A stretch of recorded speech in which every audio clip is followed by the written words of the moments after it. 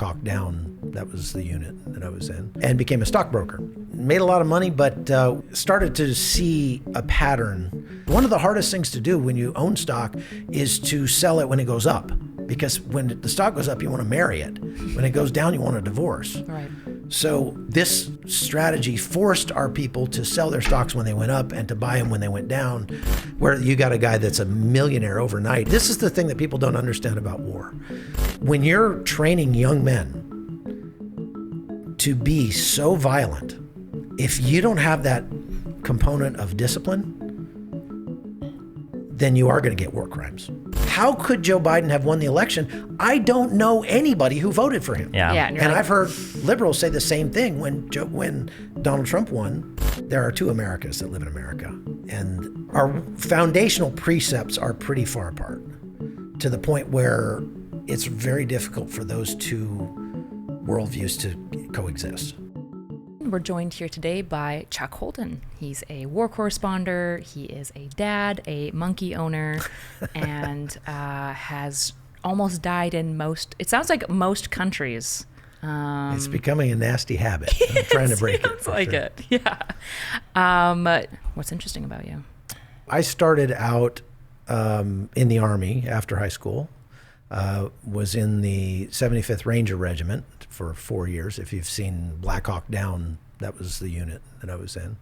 After 4 years of active duty, was kind of tired of sleeping in mud puddles and walking everywhere. So I changed while I was in college and stayed in the National Guard and flew helicopters. And that was nice, but it wasn't the kind of thing I'd want to make a career out of. So after college, I got out of the military. The government didn't have enough money to keep me in the military, and became a stockbroker. Worked as a stockbroker in Washington, D.C. for 10 years and made a lot of money, but started to see a pattern develop, because I worked with a very successful broker who all of our clients were, people with $100 million or more. And over the 10 years that I worked there, it seemed like every single one of those people said to me at some point, I wish I'd spent more time with my kids. And at that point, I was, we were having our family, and I had 5 little kids at home. And being a broker is a stressful job. I mean, nobody's shooting at you, but it's a lifestyle more than just a job. So when you say broker, were you like managing funds, or were you like a day trader for yourself, or were you? No, I managed funds for a book of wealthy clients. We specialized specifically in options trading. So very arcane, narrow. People wouldn't bring all of their money to us, but people that had that kind of money would have some part of it that they wanted to do this with. Okay. And we were the people who did that kind of trading. So we can talk more about that, but it was really complicated stuff, and it was the kind of thing that you couldn't really do on your own. So, I mean, now you probably could have a program do it. Yeah, well, I have so many things to say about that, but yeah, go ahead, keep going. Yeah. But so all of the clients said to me at some point, I wish I spent more time with my kids. And I started looking at my life and saying, I'm very successful, but I'm going to have that same regret. And what could I do so that I didn't have that same regret? And so I just kind of prayed about it, and like, how do I change my life so that I don't die wishing that I'd spent more time with my kids? And it just worked out in sort of supernatural ways, I guess, that I ended up becoming a writer, and it got to the point where my writing made more money than the brokerage business did. And I felt like, okay, I can take a hint, and so I became a writer and worked from home. That didn't fix the problem necessarily, because what I found out is that when you work for yourself, sometimes the boss is a real jackass and won't let you have any time off. I was going to say, there's infinite lists of things to do. Is that a comment about your own work ethic, or is that a comment about the wife? No, that's my own work ethic. Just checking. All right. I would just swing into my office in the morning to check my email, and next thing I know, it's 9:00 at night. Connie came to me at one point and said, I feel like a single mom. And I said, what are you talking about? I'm here all day. And she goes, no, the back of your head is here all day. That's all we ever see. It took some time to sort of crack that code. And that actually, my book, Making Men, is about kind of how I did that, how I got to the point where I've sort of realized how to balance work life, better. And got to the point where at being a writer, you get publicists sending your books out all over the place. And I got a call when the war started in Iraq in 2003 asking if I would do like commentary on one particular mission that took place. The Jessica Lynch thing, I don't know if you remember that. She was captured by the Iraqis and then rescued by the Ranger Regiment. And since I was in the Ranger Regiment, they asked me to come and comment on that. They liked what I had to say, asked me back, and next thing you know, they're asking me to make television out of some of my writing. And I said, I don't know how to do that. And they said, it's easy. You stand in front of the camera and say what we tell you to say. So I gave that a shot and enjoyed it a lot. I'm not really an office kind of guy, so I enjoyed it more than the brokerage business. And one thing led to another, and I ended up sort of, believe it or not, there weren't a lot of TV producers that wanted to go to Iraq at the beginning of the war. They were all kind of nervous worried. of it? Yeah. Yep. And I was chomping at the bit to go, and so I became the guy that they sent to the wars. And got to the point where I could do everything myself, so I didn't have to have a whole crew, and that way I was cheaper than everybody else, and it just sort of became my gig. So wars and disasters have been my thing now for 20 years, and of course the business has evolved a lot, has changed a lot, and is continuing to change. Even just in the last 6 months, my job has almost completely changed. Like the way that I do my work now is far different than I ever did before because of the live streaming and things that you can do on YouTube and how people are cutting the cord. It used to cost $10,000 to make 1 minute of finished television broadcast footage. Wow. $10,000 a minute. Now it's like nothing. Is that like tech staff? It's probably all the overhead. Everything, yeah, all the overhead. And, even just broadcasting from Afghanistan with a BGAN, it was like $500 a minute just for the connection, right? So there were so many things that all of that is gone, and now you just take an iPhone and it's just me and the iPhone. Even for cell phones, I remember the commercials, free nights and weekends. You have to pay per minute on, Yeah, exactly. Or we just had to do phoners, with a satellite phone and didn't have video. Yeah. So things have changed so much, and they're continuing to change. And AI has massively impacted our business already and has made me so much more productive than I ever was before. Things that took me a week to do, I now do in like 20 minutes. It's because AI does all the heavy lifting. What expedited the most? Like, what's that hour to 20 minutes? Script writing, mostly. I loaded 100 scripts for the packages that I make. Because what I typically do now is I'm a freelancer. I have my own production company, so I work for whoever will pay me, basically. I kind of have a policy. You give me money and I'll work for you. It's a quite common policy throughout common policy. the entire human history, yeah. And I would make these completely finished packages, like 4-minute news features about whatever from wherever I am. The nice thing about having multiple clients is that I can then sort of re-edit those pieces and change them slightly and then resell them again. So I work once and get paid over and over and over again for that same trip or that same report.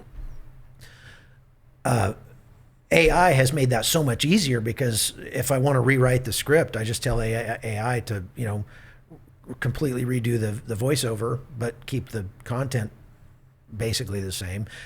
Swap out a different stand-up, and it's done. Editing it takes 20 minutes, and I'm finished. Where it used to be a lot more time-consuming process to do that. It used to take me at least 4 or 5 solid hours of work to write a script.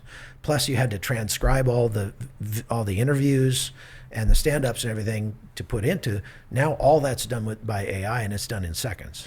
Do you use, I saw this new AI that it's getting rid of basically little teleprompters or whatever, because the AI basically will make your eyes look like it's looking at the camera, so you can just have your script like right there printed out, and it'll just move your eyes for you in post editing. Have you heard of that? I've seen it. Yeah. So it's like speeding up that process too. Yeah. Like it's just obliterating. Yeah. And you almost wonder what's real anymore. I was able to synthesize my own voice because sometimes I'm editing on an airplane and I can't do a voiceover on an airplane because of the noise. So I just write the text in there and put my synthetic voice in, and it's almost good enough to use. I mean, it's this close. Yeah. Wow. I could probably use it and nobody else would notice, but I would notice. I do a lot of political commentary, and I've been pushing my fans to make shorter clips of my stuff because a lot of the stuff that I do is long form. And somebody in my subreddit, you know what Reddit is? Oh yeah. Yeah. Oh yeah. Okay. Yeah. Somebody in my subreddit posted a video of like a little commentary, and they did an AI voice of me, and half the comments are like, "Wait a second, did he actually say this?" And then people are like, "This is way too uncanny. We can't do this. This is too weird." Yeah. Yeah. I interviewed a guy in Armenian the other day, up in the mountains, deep down by the Iranian border, about 6 miles from where the president of Iran died, and crashed into the mountain. Wow. And it's just this farmer up there, and he's speaking like a colloquial Armenian, and we got it translated. There's no AI in the world that could translate that, but we got it translated and then put the English version in, and there's a site called 11 Labs that you give it his voice speaking Armenian, and it gives you his voice. It does it speaking English with an Armenian accent. Jeez. So it's unbelievable. It's so good. That's wild. Okay, going chronologically, why the Army over anything else? Your parents in the Army, or? Well, I wanted to join the Marine Corps, but my parents were married, so they wouldn't let me in. No. Wait, for the non-military among us. Yeah, I was just My parents are in the Air Force, so I don't know any Marine jokes. See, they say, that's the thing. There's always this inter-service rivalry between the different services. So like the Air Force, we used to say, the Air Force, it's not just a job. It's just a job. Yeah. Yeah.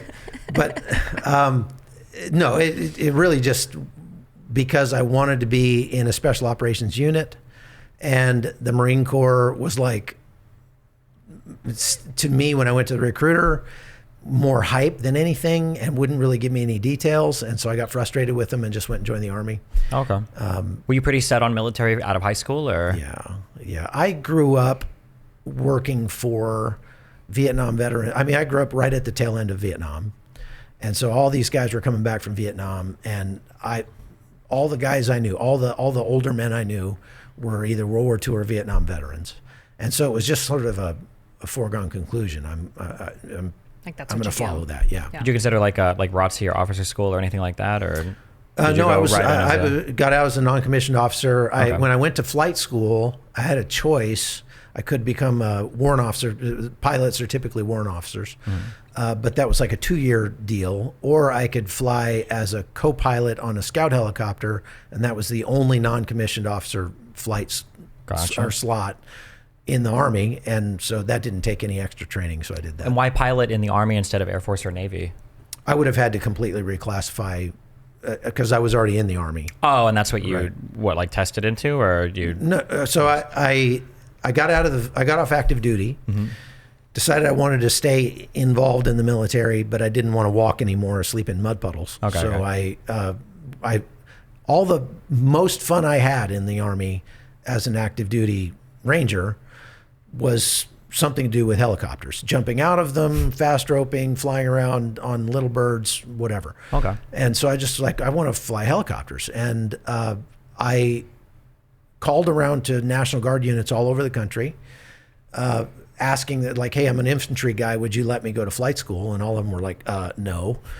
But one unit in Wisconsin said, well, if you come up here and pay your dues as a mechanic, we'll give you a slot to flight school. Okay. And so they did. So that's how I ended up getting married to her, because I... Okay. She jumped out of a helicopter and fell into her? Yeah, kind of. Yeah, met her at school in Wisconsin. And I think that's the reason I was supposed to go to Wisconsin, but the helicopter thing was sort of a carrot to get me there. Okay. And after I flew helicopters for a while, I realized flying them is not nearly as fun as the other stuff I was doing them, because it's more like being a taxi driver. Yeah. And so I decided after 4 years of that, okay, that's less sexy than you expect. Exactly. Yeah. Right. you made that comment about it's you thought it'd be fun because you enjoyed jumping out. It reminds me of I tried moderating debates at some point because I do so many. It's like, oh, I should like moderate them, and it's very much not fun because I just want to participate. It's Right. the same type of idea. Yeah. Do you know who Ryan Macbeth is? YouTube guy. He's a good He's friend. Yeah, the one who he's the one that, recommended. that recommended. Okay, it. yeah, Yep. that makes sense. Because you went from Army to National Guard, as we did. His recommendation, he says that if you ever want to do anything, that you should always join the National Guard because you can do whatever MOs in the Army, whatever you train for, and anything else. If there's not like an active conflict, you might have a specialty that you literally never get to use ever in your entire life. But in the National Guard, whatever you train for, you like are doing missions, you're like are actively like doing stuff. Do you think that's true? Or Yeah, I agree. I mean, especially since you get to sort of try it out, and if you don't like it, you only have to do it one weekend a month. And then if you really like it, you can always go enlist and go active duty, but you can't do the other direction. If you're active duty, you can't go, I'd really like to just go do something else right now. Sure. You got to stay in for your whole enlistment. So the step-by-steps, like if young people, like young men or women are listening and they want to kind of get into the Army, would you basically recommend enlisting and then like doing general Army, like infantry stuff? Like what would kind of keep their options the most open for different pathways that they might want to take? Yeah, I wouldn't recommend infantry unless you just really like to do Shooting things that guns. suck. It's Sleeping in puddles. infantry is all about just dealing with misery. I kind of felt bad after 4 years, even as a ranger. I'm in a special operations unit, high speed, low drag, jumping out of airplanes and all this stuff. But it's still just an infantry unit. And so I'm getting really good at killing people and breaking things. And there's not a big market for that in the civilian world. So after 4 years of that, all of the guys I got out of high school with were graduating college, and I was entering college, and I felt like I was 4 years behind. why'd you do the NCO route instead of the? Because I didn't want to go to college first. Okay, makes sense. I was Fair. Okay. Yeah. I wanted to go do something exciting. I was Yeah. tired of school. Gotcha. But what I found out later was that a lot of the intangibles that you pick up in the Rangers, like being able to embrace the suck and just do things that are hard, the self-discipline that you learn, the can-do attitude, like mission first attitude, will take you a long way in anything that you do. And so those things are good things you're going to pick up out of the military no matter what you do. Now, if you're going to join the military, if you're a young person, you're thinking about it, my recommendation wouldn't have to do with whether or not you enlist or become an officer, because it just depends on what you want to do. If you want to be a fighter pilot, you've got to be an officer. If you want to, there are a lot of things like that you don't have a choice. But I would say shoot for the smallest unit possible. So if you're going to be in the military, look to get into a very small unit, like a explosives ordnance disposal unit or something like that, because an EOD company is going to get the same amount of money as an infantry company, but an EOD company might be, a couple dozen guys instead of 120. And they get this, so you get a lot more sort of personalized. You're a person, not a number. You get a lot more slack if you need some time off, or if you want something. It's just a lot more of a family than an institution. Sure. You know what I'm saying? Mm-hmm. So that's always, like when my son joined the military, we talked at length about all of his different options, and I was like, it would be nice to get out of the military with a skill that you could put to work. And he went and became it's a 15 Tango. It's a Black Hawk mechanic / door gunner, crew chief. Ended up working in medevac helicopters, so he didn't have a gun on his. He ended up working with medics a lot. Okay. And when he got out after 6 years, then he went right to work for aircraft manufacturer making private jets. And very good job right off the bat, So Hopefully not working for Boeing. No, it wasn't Boeing. Okay. But it's Gulfstream, I think. But I got out of the military with no marketable skill right off the bat, except for if you tell me I can't do it, you just watch, get out of my way, and I'll make it happen. I was gonna say breaking down doors and killing people would make you a good candidate for a police officer, but no, I'm just U.S. right now. But no, Yeah, I would not have made a good police officer. But like I say, as it turned out, that the attitude of like, I don't care if it sucks, I'll do it anyway, did make me successful as a stockbroker. When I became a stockbroker, I was only 22 years old. And the guy that I went to and asked him for a job, he said, most of my clients have kids your age. They're not going to give you their money. And I said, you tell me I can't do something, and you get out of my way and watch me do it. And he said, with that kind of attitude, I'll hire you. How long did you do the stock trading job for? 10 years. 10 years. And what asset class were you trading? Options mostly. And it was very specific application of options. We did the conservative use of options. Okay. So we weren't speculating with them. You were just insuring, basically. Basically making them into an insurance policy for people's stocks. So you get people that have large stock positions already, very wealthy people.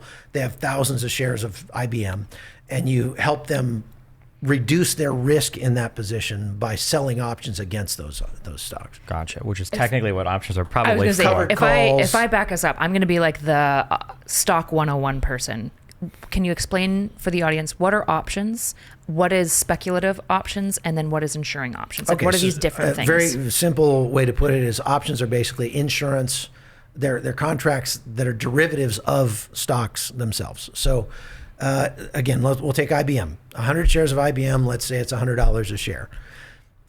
If I am worried that it might go down, what I can do is I can sell someone the right to make me sell the stock at a higher price, let's say 110, and let's say they pay me $10 a share for the right to make me do it. So I don't actually have to do anything right now. I have this asset, and I just created an income stream off of that asset by selling my willingness to do something I would be willing to do anyway. Right. Like if it goes up 10%, I'm willing to sell it.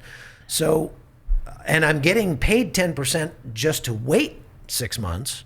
So now it's 20% if I do have to sell it. And that's good. On the other side, let's say I want to buy IBM at 100, but I don't know, maybe it'll go down, maybe it'll go up, I don't know. So rather than buy it for $100, I will sell someone the right to make me buy it at $90, and they'll pay me $10 for the right to wait. And they're doing that because they're speculating that it'll go down. Okay, yeah, I was going to say. And I'm not speculating. I'm being the insurance company. So the insurance company has these pipe cleaner net guys called actuaries who figure out the numbers and what are the likelihood that somebody's going to wreck their car. And they take that whole group of people that they insure and say, okay, we're going to have this many people wreck their cars this month, and we're going to have to pay for these cars.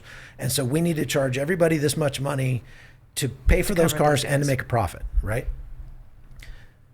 Options, we did the same thing. We just basically became an insurance company for other people's stocks. And so we would buy stocks that went down. So if the stock goes to 0, I have to buy it at 90, but I was going to buy it at 100. So, and I got paid $10 to wait. So I'm actually in at 80. So I won't lose as much as I would have anyway. And if I have to sell my stock, I'm selling it at one of the hardest things to do when you own stock is to sell it when it goes up. Because when the stock goes up, you want to marry it. When it goes down, you want a divorce. Right.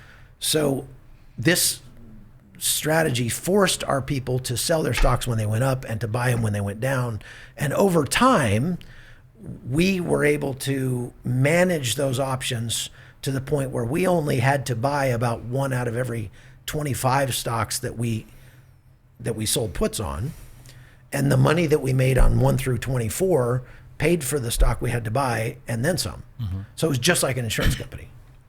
So basically for stocks, derivative contracts, options, basically it's the option to buy or sell at a given price. Mm-hmm. Usually when people in consumer markets are talking about options, usually they're talking about buying a whole bunch of either a put or a call. And the idea is if it goes up or down, if it hits your strike price, you've made a ton of money. Mm-hmm. But for a consumer that is buying these options contracts, if you don't hit the stock price, I think it's essentially worthless. Yeah, it goes to 0. You lose. So you lose less than you would if you bought the stock itself.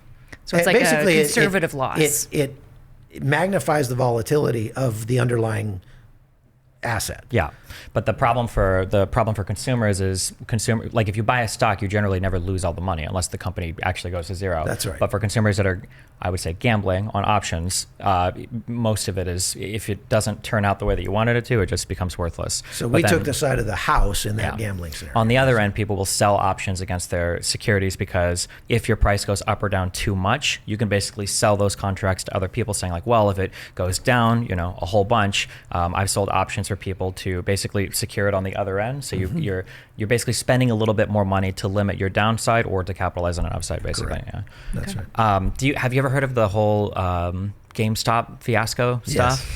Have you followed that with any level of detail? Not a lot of detail, because when I got out of that business, I got out of that business. I don't trade anything anymore. It became something of a, I wouldn't say an addiction, but a. It could be life consuming. Yeah, consuming. It is a lifestyle. Yeah, you have to be it was plugging a in every time day. suck. Yeah. And when I got out of it, I said, I'm going to get out of it completely. And so I invest in other ways now. Do you have opinions on frictionless consumer trading? Do you think it's a good thing that consumers can pick up their phone and buy any stock they want? Or I think it is a good thing. I think people can find ways to pervert and wreck themselves. It's just easier to do now, right? It's easier to wreck yourself now financially, but it's also easier to make money if you can be disciplined and have a strategy. I think that the kind of broker that I was back in the day, this is 2004, I got out of it. So that kind of broker is not nearly as necessary anymore as today, because people could probably write an algorithm to do the kind of things that we did and save a lot of money on commissions. But the thing about that business is it's so heavily regulated, and the program trading now, because of the ability to write a program, makes it so that individuals trying to trade, like, you're always behind the eight ball. You're always going to lose out to the program because you can't trade fast enough. And so if you don't buy into some program that's going to do it for you, you're going to get the short end of the stick almost every time. Sure. Right. Is this why, I know that there, in general, when I listen to people talking about stocks, there's this tension between kind of amateur traders versus professional hedge funds and professional orgs and groups. Do you think that the amateur traders being increasingly infused into stock trading is good for it, or does it increase volatility? Yeah, I think it increases volatility. I don't know for sure about that, but the vast majority of the investments that people make are made through money managers in their 401ks and their IRAs and stuff like that. And those are mostly program traded, I would say, now. But again, I've been out of that business since 2004, so I really don't. I try hard not to pay attention. Okay, darn. Every once in a while, I'll go look at it, and then I'll start getting sucked in, and I'll go, I'm not going to do that. The GameStop stuff was very interesting because for the first time, consumers got exposed to a whole bunch of stuff that people don't understand about, like, for instance, like, how is a trade settled? Somebody thinks that when they sell a stock on their phone, that all of that is done. Nobody knows, like, T+2. Nobody has any idea about, checking out at Walmart. Yeah. Nobody knows about any of, like, market makers or any of the people that are involved in ensuring, like, the fluidity for these transactions. Yeah, for the GameStop stuff, basically, because there are so many kind of, like, middlemen involved, or at least a few big ones sometimes involved in, like, doing these trades, when the price of these securities starts to swing a lot, which usually doesn't happen because on your big stocks, consumer traders usually aren't trading at volume necessary to cause a huge shift in price. But when it started to get to that point, and Robinhood was a big one where as the volatility for an underlying security grows, because when you buy something here, Robinhood is saying that they've done it, but they've technically taken out like a mini loan against a market maker, which is usually okay because in a few days everything will settle. But when the volatility gets so high, the market maker over here starts to require way more collateral to ensure that the trade will actually go through. And the collateral requirements on the GameStop stuff got so huge that they had to stop the trades. And the only thing of everything I just mentioned, the only thing consumers saw were the trades being halted. And everybody's like, oh my God, they're rigging the system against us. They're all coming after us. Blah, blah. And everybody got so mad, but nobody had any idea like what was happening behind the scenes on any of that. It was just a very interesting. It wasn't meant to do that. This is like flash mob trading. And I think it's what social media is doing to the market is has a lot more to do than like what individuals are doing to the market. Yeah, it's like amateur social media training. It's not just amateurs. It's, Right. Yeah, And it's there's, I mean, Discord the groups kind and of stuff. stuff you see people saying on social media about investments would have gotten me arrested as a Yeah. broker. Like, But when it's decentralized and when it's on forums, it's anonymous people. That's right. I personally think there should be a lot of friction for consumer trading. I think 99.99% of it is gambling. As soon as a random person starts talking about transactional analysis or some crazy stuff, Yes. But what do you think about crypto and all the same thing? it created I a mean, whole generation of absolutely crazy, moronic people that think they understand finance or understand investment because they got lucky on one coin and they spend the rest of their life trying to scam people on another coin. Nothing makes me want to take a person's opinion about finance less than them telling me about how they got big in crypto. And I'm like, okay. I don't know that there's ever been anything in history that's been more volatile than crypto, than some of those things, where you got a guy that's a millionaire overnight and then broke the next day. We talk about whiplash. Yeah. And Scary. then a lot of it too today, unfortunately, I say today, over the past several years, a lot of it is unfortunately just built around not even speculation, but just kind of like outright scams.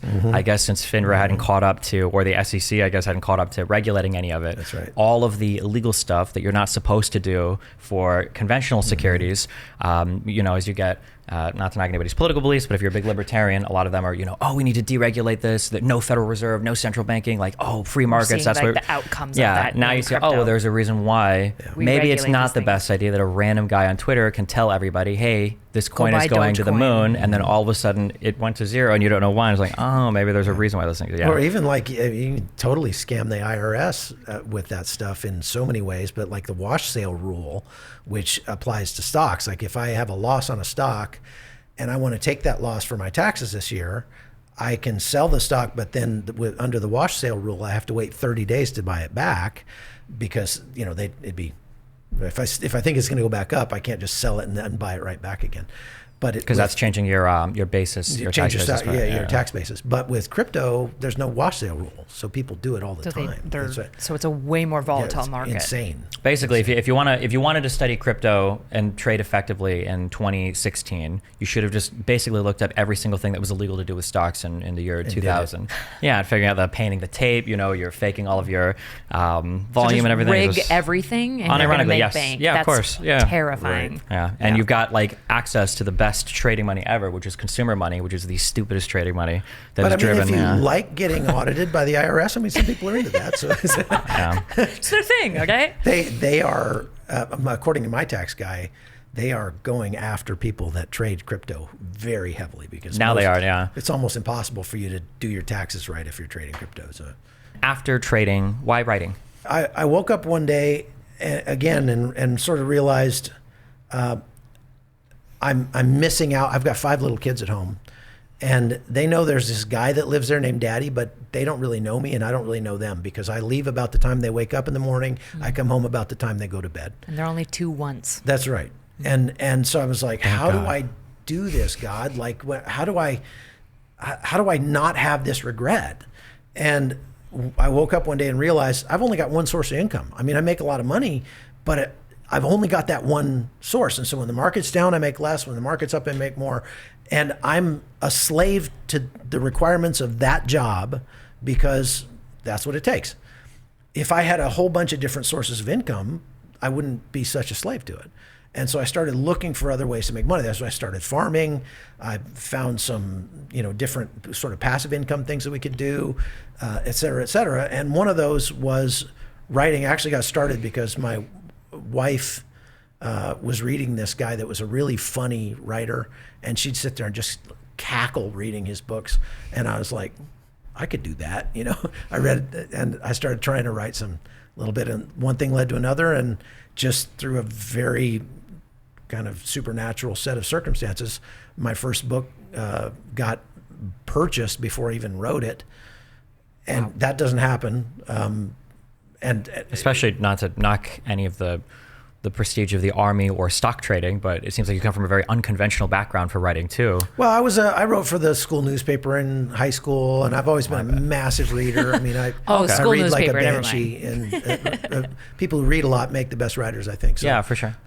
Who were the big fantasy authors you were interested in, like in high school growing up? Oh, I just read everything I could get my hands on. I was big into, like adventure stuff, adventure literature. Do you gravitate more towards like science fiction or like No, well, I mean, I read a lot of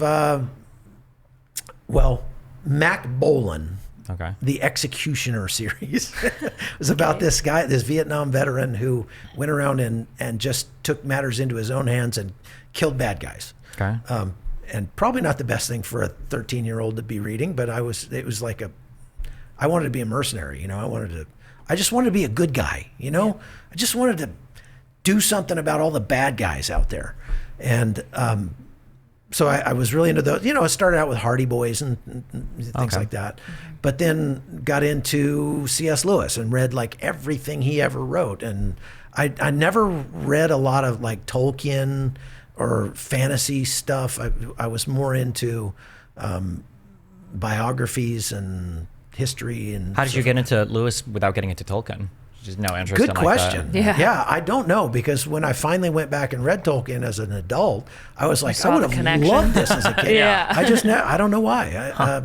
I even read things that C.S. Lewis wrote about Tolkien. Yeah, I think they were pretty friendly. Yeah, they were. Yeah, and I don't know why. I should have. Was it Tolkien that converted C.S. Lewis, or the vice versa? Because I know they were like in a writing club together, and one of them was Christian first and converted the other. I think C.S. Lewis was converted first. Okay, and then Tolkien did in that whole writing group. So. Okay, but you know, of course, his writing had a lot of impact on my own faith and my own sort of worldview. Going on to like Ayn Rand and Atlas Shrugged and The Fountainhead, and some of her writing really had a lot to do with my development as an adult, just how I see government and how I see taxes and things like that. I would say Ayn Rand probably impacted my life more than any other book I ever read except the Bible. Okay. Probably. Yeah. Did you read that in high school or college? College. Okay. Yeah. Read that in college. Actually, just as I was getting out of the Army. Which book of hers was it Atlas Shrugged? Atlas Shrugged is a big one. Did you ever read Anthem? Yeah. Okay. Yeah, I did. Okay. So you started writing through a miraculous set of circumstances. Yeah. You got a pre-order basically. You know, on a book when I got out of the Army, I'll tell you this story real fast. When I got out of the Army, for more than 10 years, I did not have a dream at night that didn't involve me being back in the Army. And it was never about something that I had done. It was just like, I'm back in the Army, I'm late for formation, and I forgot my pants. Something weird like that. Okay. Or I'm on a mission to rescue somebody and my weapon won't work. I can't get my weapon to work. It's just something frustrating. And I was like, why can't I just have like a Swedish bikini team dream just once? Just anything. But it was always I was back in the Army. Then one night I had this very vivid dream of the last 5 minutes that I was in the airplane before we jumped into combat in Panama. And at my first combat jump. And then as I stepped out the door into the blackness, I woke up in a cold sweat, shaking, and it was just like, holy cow, and I couldn't go back to sleep. And I thought, maybe if I get up and just write down the story of that last 5 minutes in the airplane, everything I can remember, it'll get it out, it'll be cathartic, it'll get it out of my head. And so I did. I got up and I just wrote that down. And I went back to sleep, and I was fine. But I sent it to a friend of mine, and he wrote back and said, you have to write the rest of this story. And I was like, yeah, whatever. And he just kept after me, wouldn't stop. So finally, just to placate him, I said, okay, I'll write the rest of what happened after we landed on the ground. And then I realized why I didn't want to write it, because there was a lot of stuff I didn't want to remember. And I'm in tears, and I'm shaking, and I'm like, it's all coming out. And then I realized just how badly I needed to write that story, because there was a lot of stuff I just was packing down in there, and that became my my first book, called A More Elite Soldier. And actually, I've got one here. I'll give you. When you're in the military and you're doing these jumps, as you're first of all describing, are these jumps out of planes or helicopters? The first combat jump was out of a C-130. Okay. That's a plane. That's a plane? Okay. Yeah.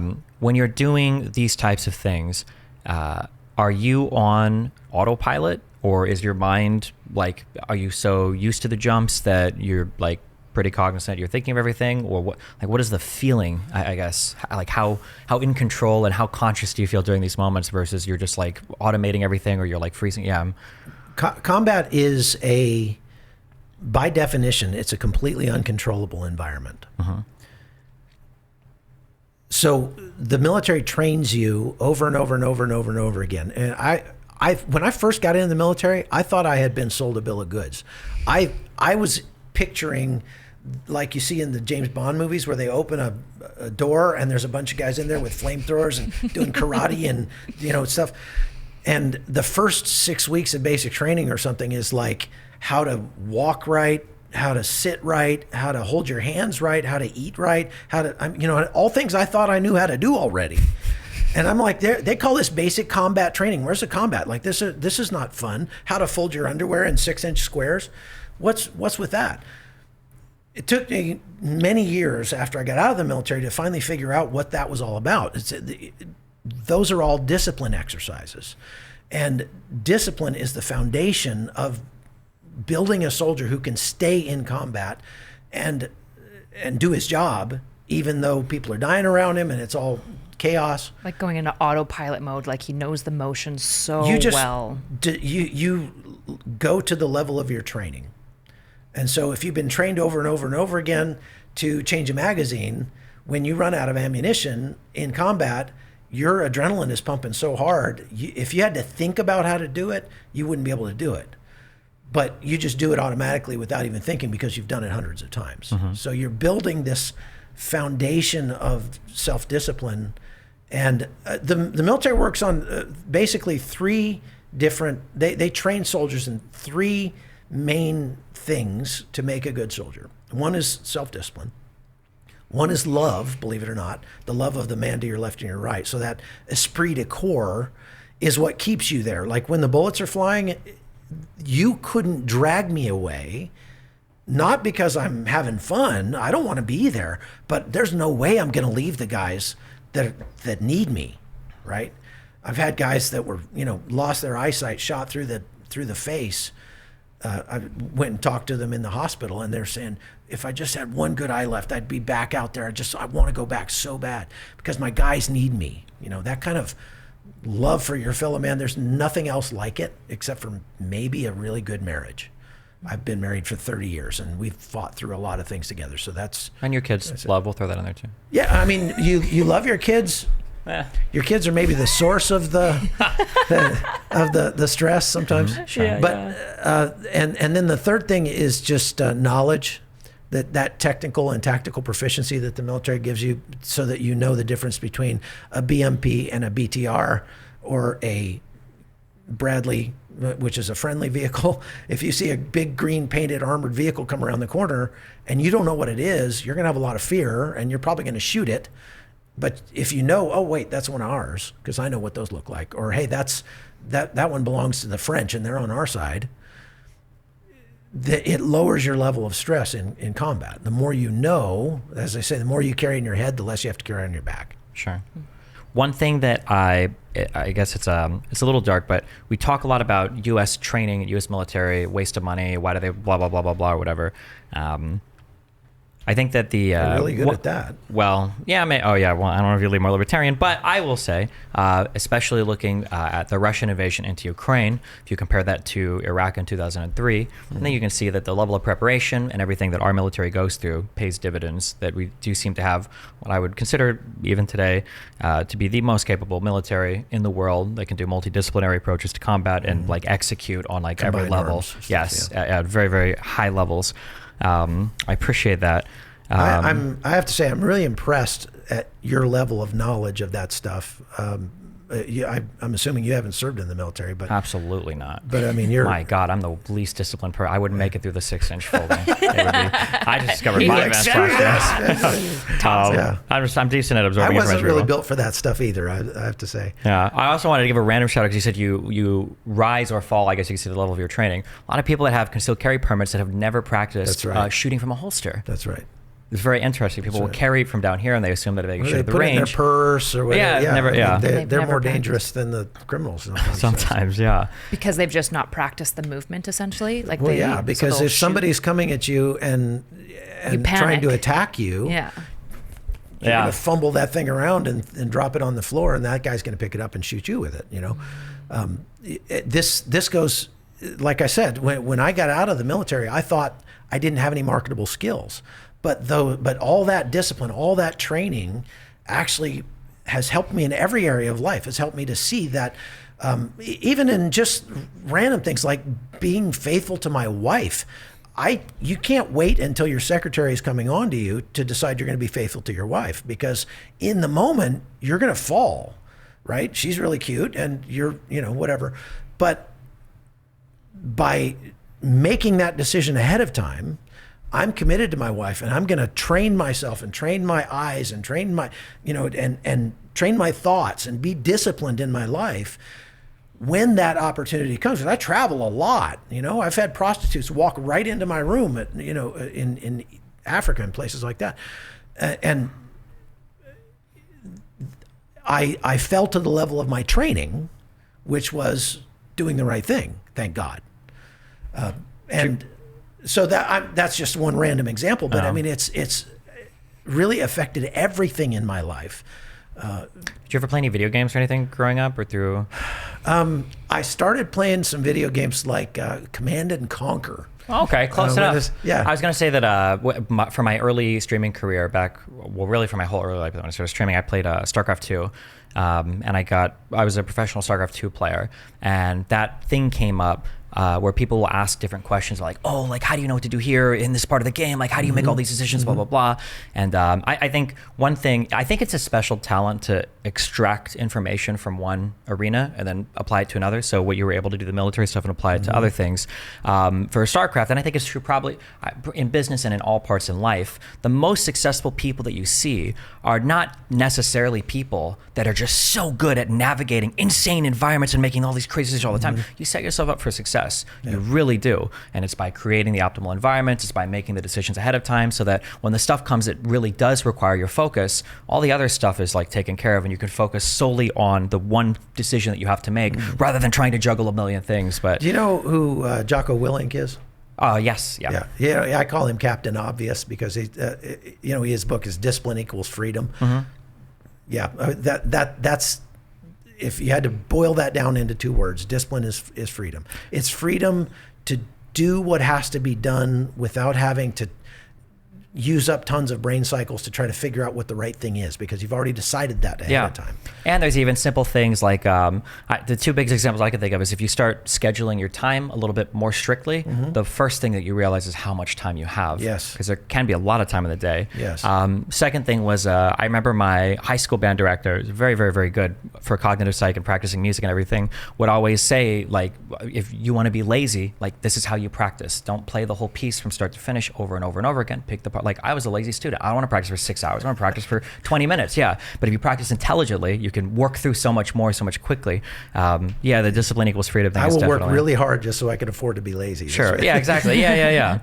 Backing up to the military stuff, one common thing that I heard from Air Force pilots is sometimes the adrenaline in some of the moments when you're doing some of these missions is so insane that when you go back to civilian life, it can be hard to like find that again for thrill seeking. People buy bikes, fast cars. Did you ever have any problems with that, or were you pretty good at adapting back to civilian life? Well, as you can imagine, my life today is pretty adrenaline filled, and maybe that's how I did that.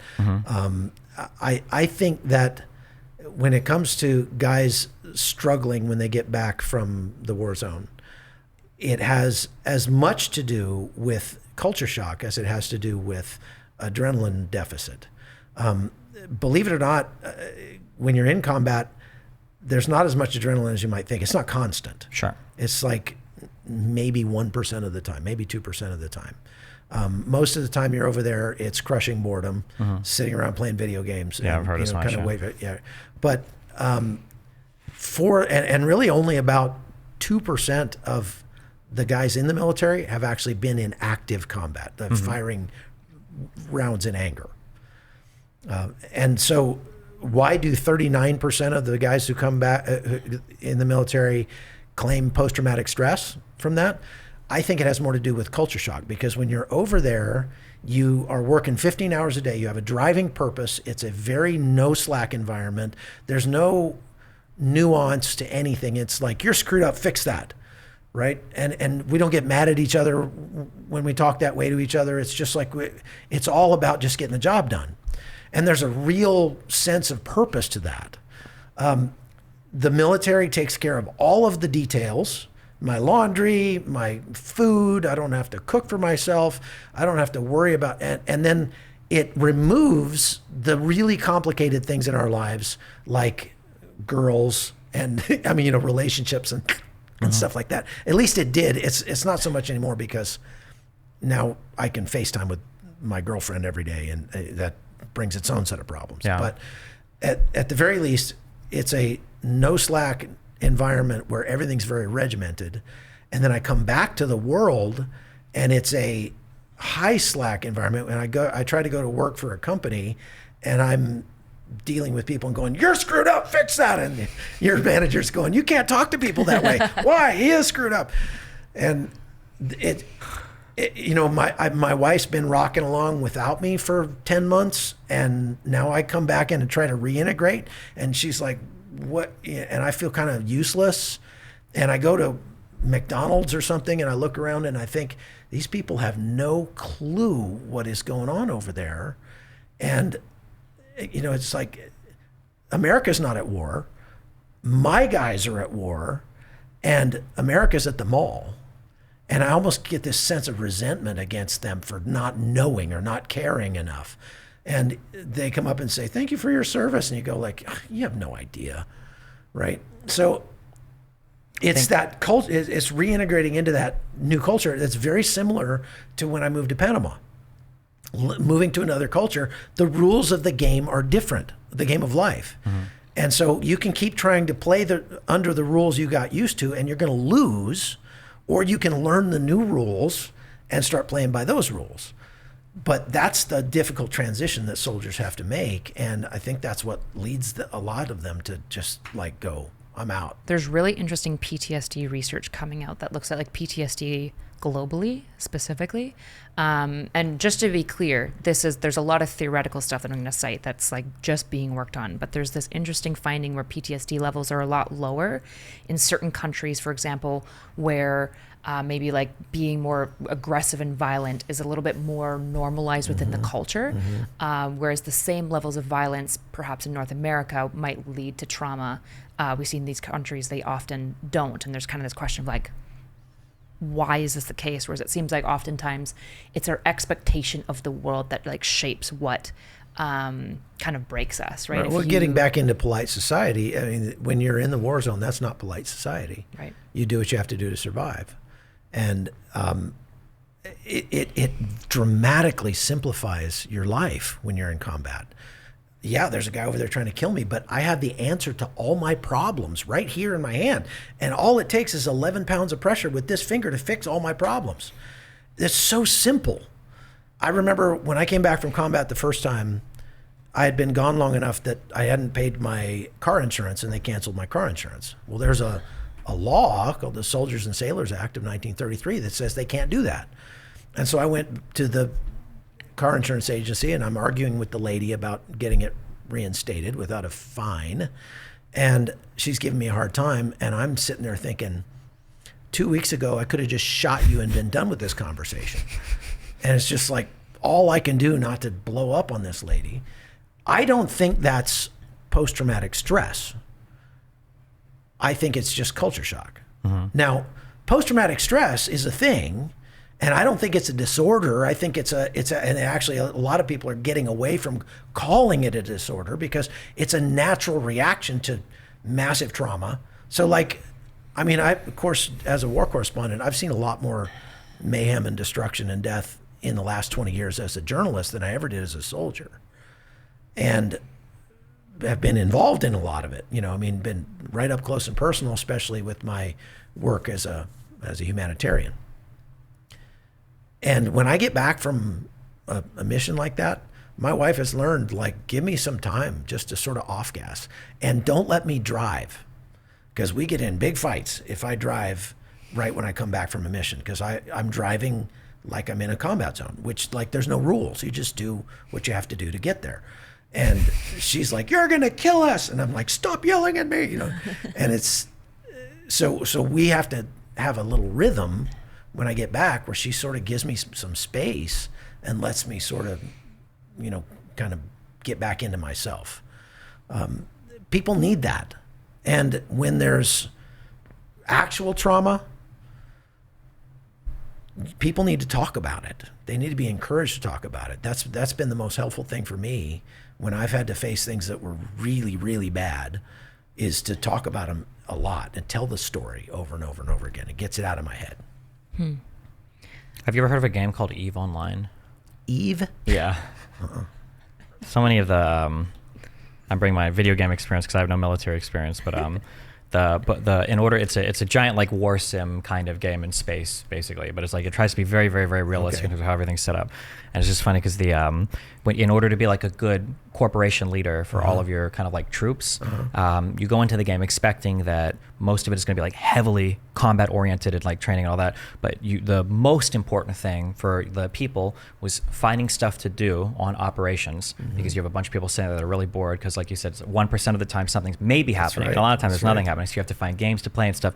And then the second one was always, people say this over and over again, morale, morale, morale. You feel like you have to have a purpose. So like creating propaganda and cartoons to hate the enemy was so important, and everybody had to feel like they were always like plugged in, so that when the moments came, everybody's ready to like push the button and shoot the guy. But that was like such a minor part of it, and the most important part was like how excited, engaged, and active were all of your people, so that when operations happened, that many people were logged in. Otherwise, people would just get bored and leave. And I'm always amazed at how realistic those games are becoming. Some of them, yeah. You know, as I hear stuff like that, I'm like, I was an instructor at West Point for one summer for their cadets, and training them on infantry tactics and leadership and stuff. And those were exactly what I told those guys. I said, you're going to be an officer in the military, and you're going to have a bunch of privates under you.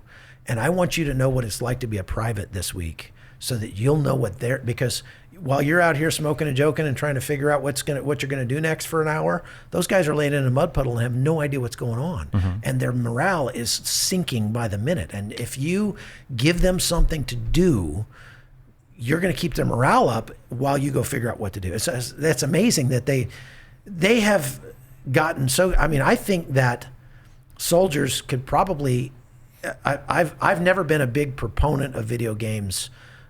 I'm really fascinated to meet you and to find out how you found a way to make money at it, because I always thought that a video game was like an electronic income reducer, because it's such a time sink. For most people it is. Yeah. For most people it is. Right. Yeah. But as I played Call of Duty, the D-Day one. Sure.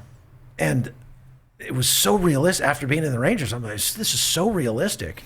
And I went to Normandy like after that, and was driving around Normandy, and I came around a corner and there was a church there, and I'm like, wow, look at that church. And I was like, all of a sudden, the back of that church has an awning on it with a door in the back, you know, whatever. And we went around there, I was like, I've never been here before. How did I know that? It's that realistic in the game. Yeah. It's like I had been there before. I think after the Notre Dame burned down, I think they went to Ubisoft, because Ubisoft had done like a whole 3D mapping of the inside for one of their levels or something. Yeah. And they borrowed a lot from them to do some of the repairs, because they had like a perfect mapping of the interior of that church. They just recently, I don't know if the game's out yet, they're doing this like survivalist zombie game, and they mapped this area in Alberta called Canmore. And I was looking at, I've been to Canmore a bunch, obviously, being from Alberta. And I was looking at like some of the walkthroughs and stuff, and I was like, I recognize. You've been there. Like, I know these spots. Like, it's so accurate. And yeah, they could probably rebuild Canmore now because of that game, which is like crazy to think about. Something that I think a lot of people in Western society are having trouble understanding is, I'm a big liberal, like liberalism, a huge proponent of like freedom, free speech, ability to choose what you want. And I think that, I'm sure you've heard of something called like the paradox of choice, the idea that given 3 choices, you can make a happy decision. Given 100 choices, you're always going to feel kind of bad about it because you don't know what you missed. Sometimes there are lots of parts of life that worked really well, life is kind of on rails. Like you don't have to think as much about every single decision. And I think people have this kind of false assumption that, well, given a ton of decisions, I'm going to be so much happier. And I think when there's so many different things that are competing for your choice to do it, I think that it leads to a lot of people to be really confused and really Just lost overwhelmed, in life. That you have on one end, the extreme might be being in the military, where every single part of your life, for at least deployment and everything, is like pretty regimented, as opposed to the flip side, where I guess the opposite of that might be like a small business owner, where you could work 60 hours a day if you had the opportunity to. It just feels like it. And one thing that, just in listening to you talk, and I don't know anything about your life before talking to you, one of the things that you seem like you've done a really good job at is moving from thing to thing. And I don't know if you've gathered this or not in observing other people. Most people are not very good at that. So for instance, they might go from the highly regimented life to civilian life, and unless they can find a really good job that fits their skill set, they're always kind of lost. Or somebody might work, for 10 years at a stock thing and think that, like, man, I should spend more time with my kids. And they'll think that until they're 50 and never really change their job. Or somebody might come back and I shouldn't drive, but they're able to communicate that to their loved one, and then their loved one respects that, and you've got some time apart. Why do you think you have this ability to kind of extract these like general life lessons and apply it to other things and then change as necessary? Do you think that's something you got from reading, something a parent taught you, something? Yeah. No, I have to say it's my faith, because my faith is the foundation of my worldview, and that doesn't change no matter what I'm doing. I'll give you a story from one of my books that helps illustrate this. Real quick, when you say faith, you mean religious faith or faith in mankind? Okay, my Christian faith. Okay. I interviewed the military psychologist whose job it was to do the psych evals for guys coming in, trying out for Delta Force, the most elite force in the United States and probably in the world. And they would get like 2,000 candidates, and they would take two, so they want the best of the best of the best. And this guy wasn't religious, but he said, we have done so much study. We even went back to World War II. There's a big series of volumes that military psychologists did, debriefing guys coming back from World War II, and they were looking for what makes a good soldier, what makes a guy more likely to get a Medal of Honor, for example. Like, is there any common denominator there? And he said what they find out, and we have found that out ourselves after he had been doing it for 12 years.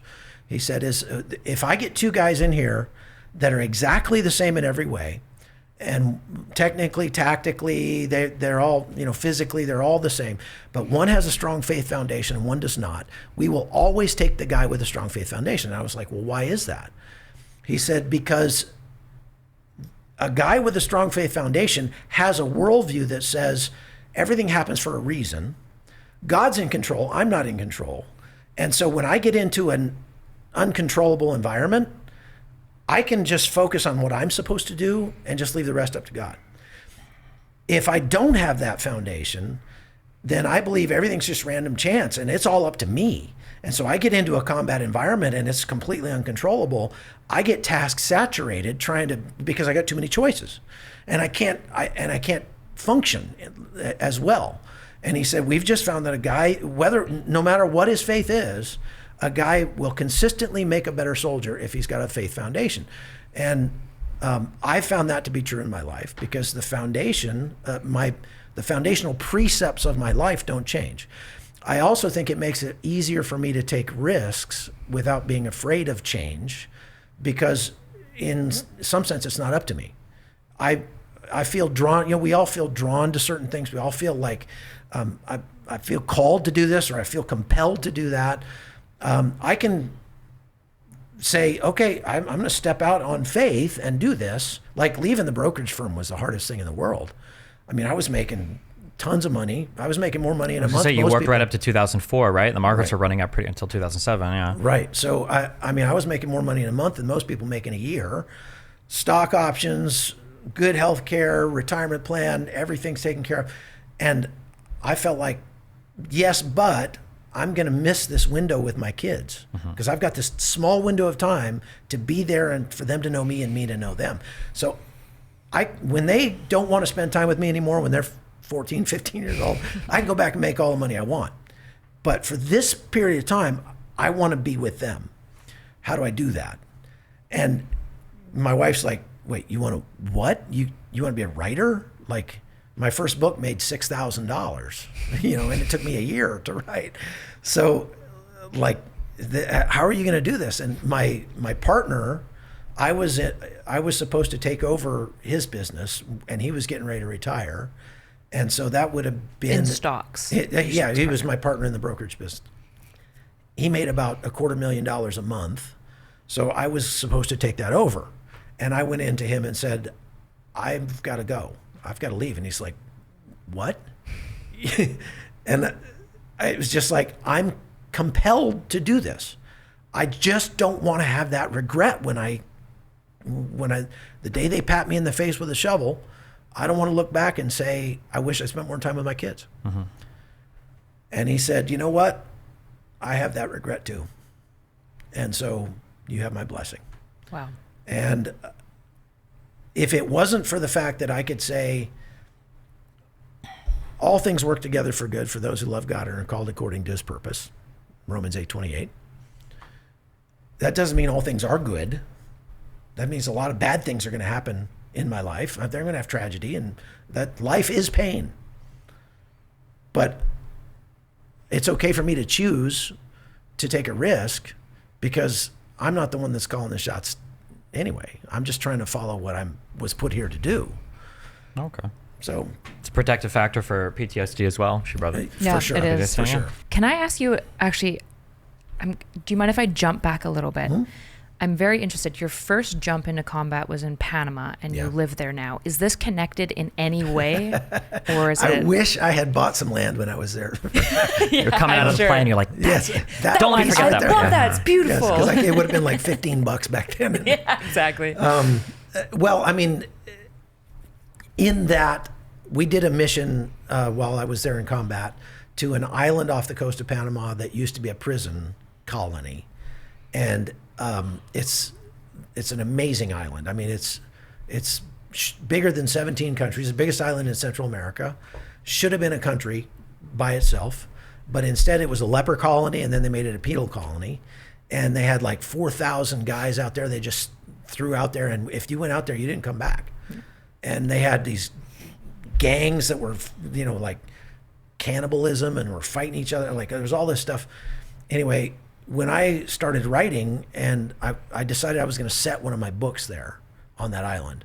And so we had done a mission there during the invasion.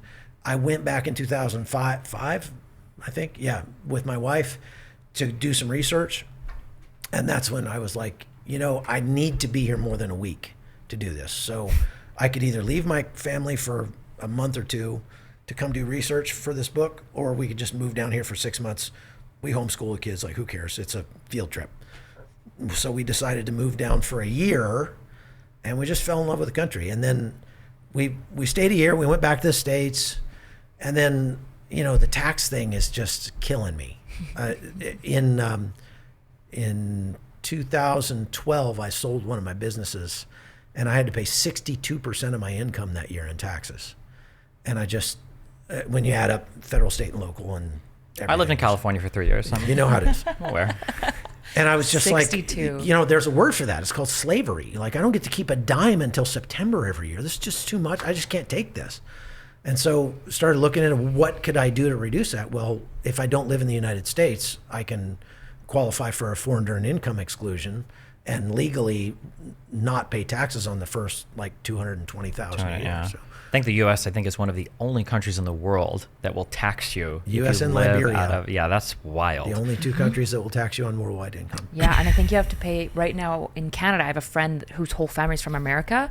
You have to, like, they're trying to get their citizenship revoked because they keep getting taxed and they're like sick of it. Jesus. And they make it so hard. It's going to be about $40,000 each person to get their citizenship revoked. Well, Wait, how much money are they making?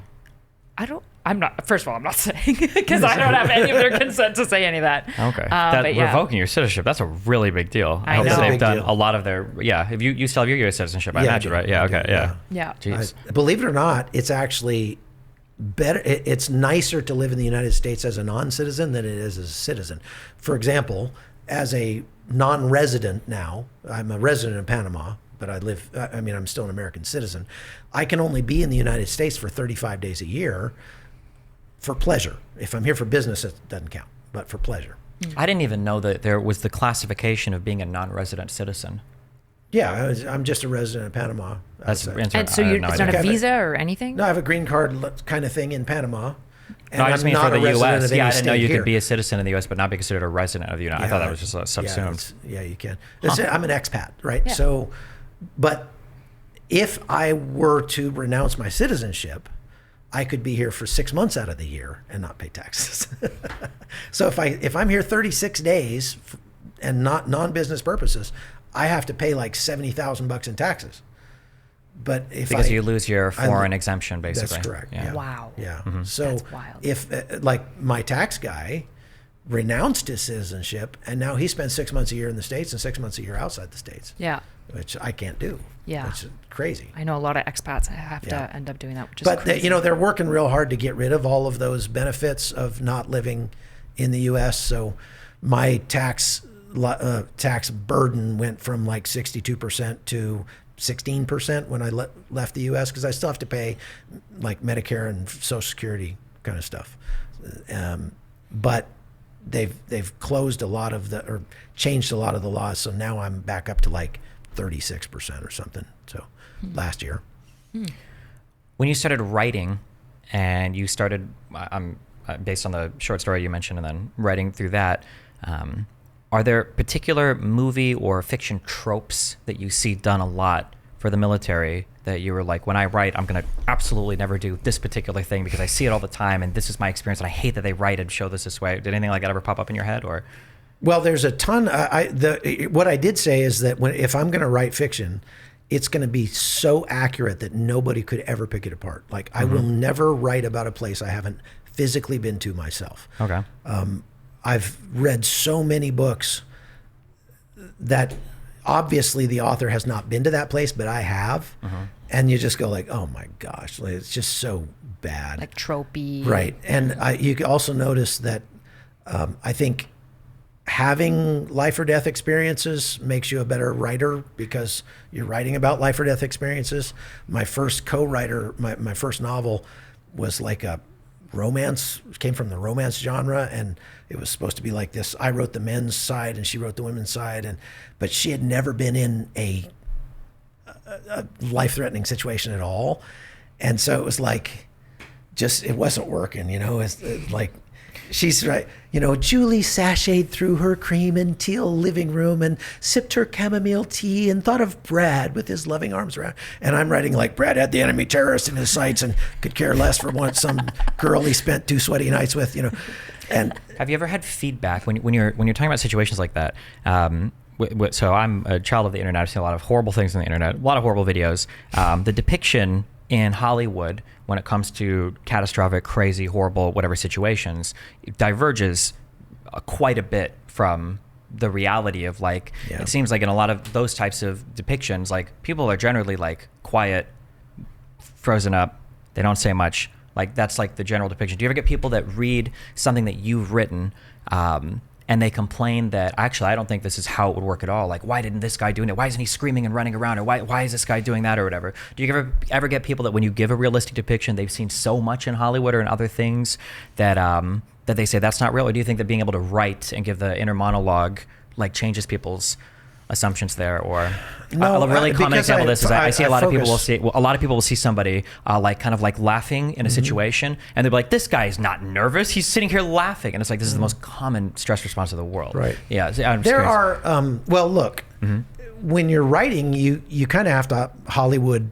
the realistic stuff, because if you made it realistic, people wouldn't believe Sure. it and wouldn't like it.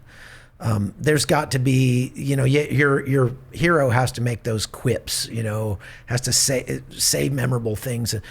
I'll tell you, when you're in combat, every time I've been in combat, which is a lot, probably a couple of years of my life at this point altogether, I feel like Mr. Bean.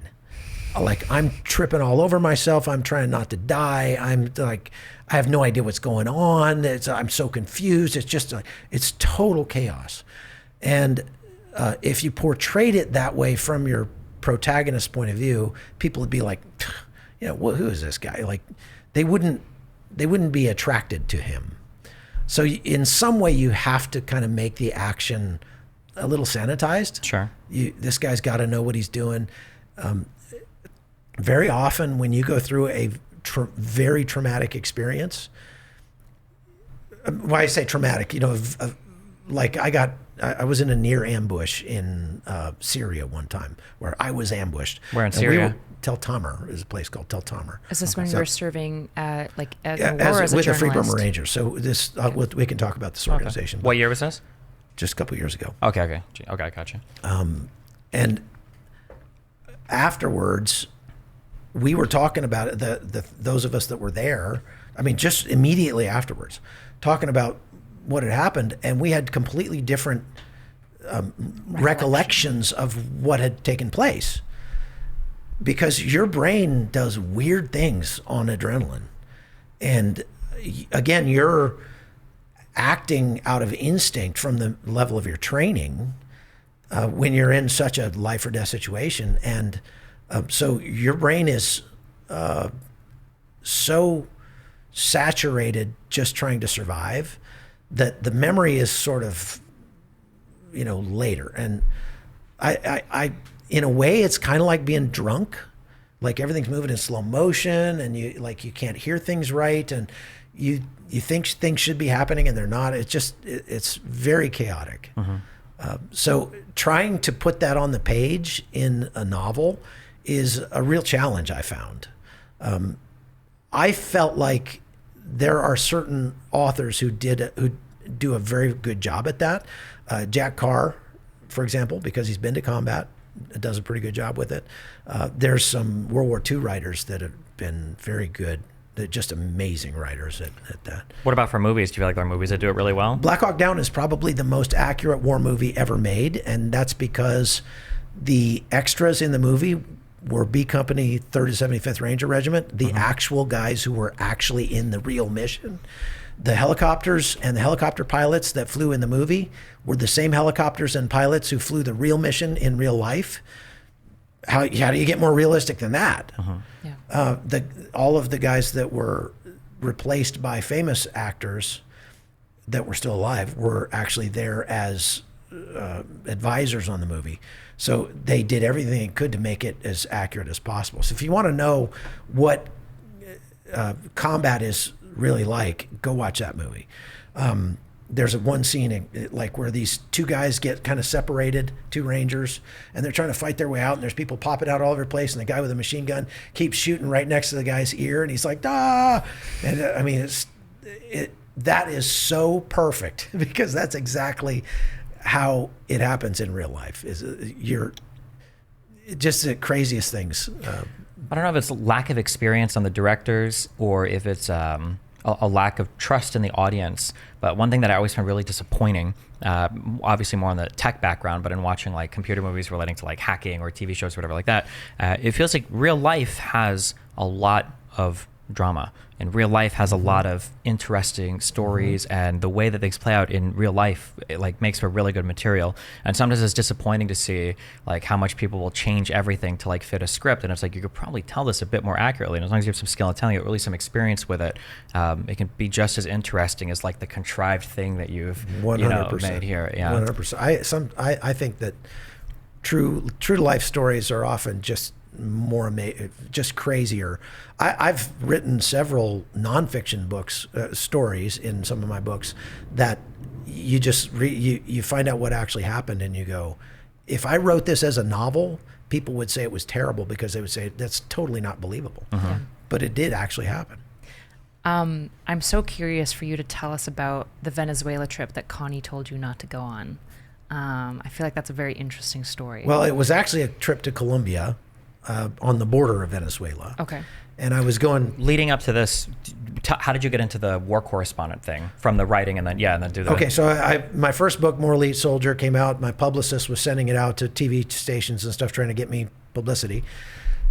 she sent one book to the news director at CBN, which is the wrong place to send it. And so he just threw it on his desk. 6 months later, when the war started in Iraq, he had a colonel set up to come in and do the talking head bit in the studio in DC. And he missed his flight. And so he was frantically looking around for somebody to replace him. He ended up finding me. They liked what I had to say, asked me to come back, and then called me and said, we've got 40 producers and nobody wants to go to Iraq. Would you go? And I was like, yes, I would love to go. And so it just became my thing. I became the guy that would go to the places that didn't have air conditioning. And so you just kind of like stumbled just sort into of it almost. fell into it. I didn't go to school for it, but I'm an autodidact. And so I watched the producer and was like, that guy doesn't really do anything I couldn't do. So I started trying to do the producer job. I really like the process of editing, and I bought the program and then watched the editor and then watched YouTube videos and taught myself how to edit.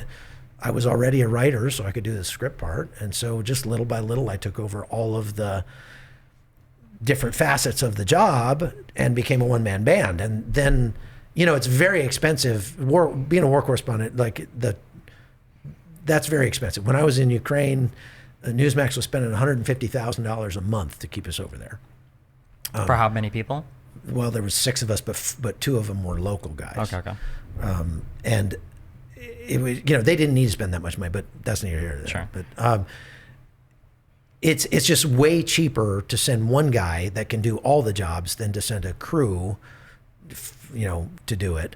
And so it became my thing. I became the guy that they send. And it's a lot more lucrative for me to be able to go and work for several different agencies and send out content to whoever will buy it rather than just work for one company.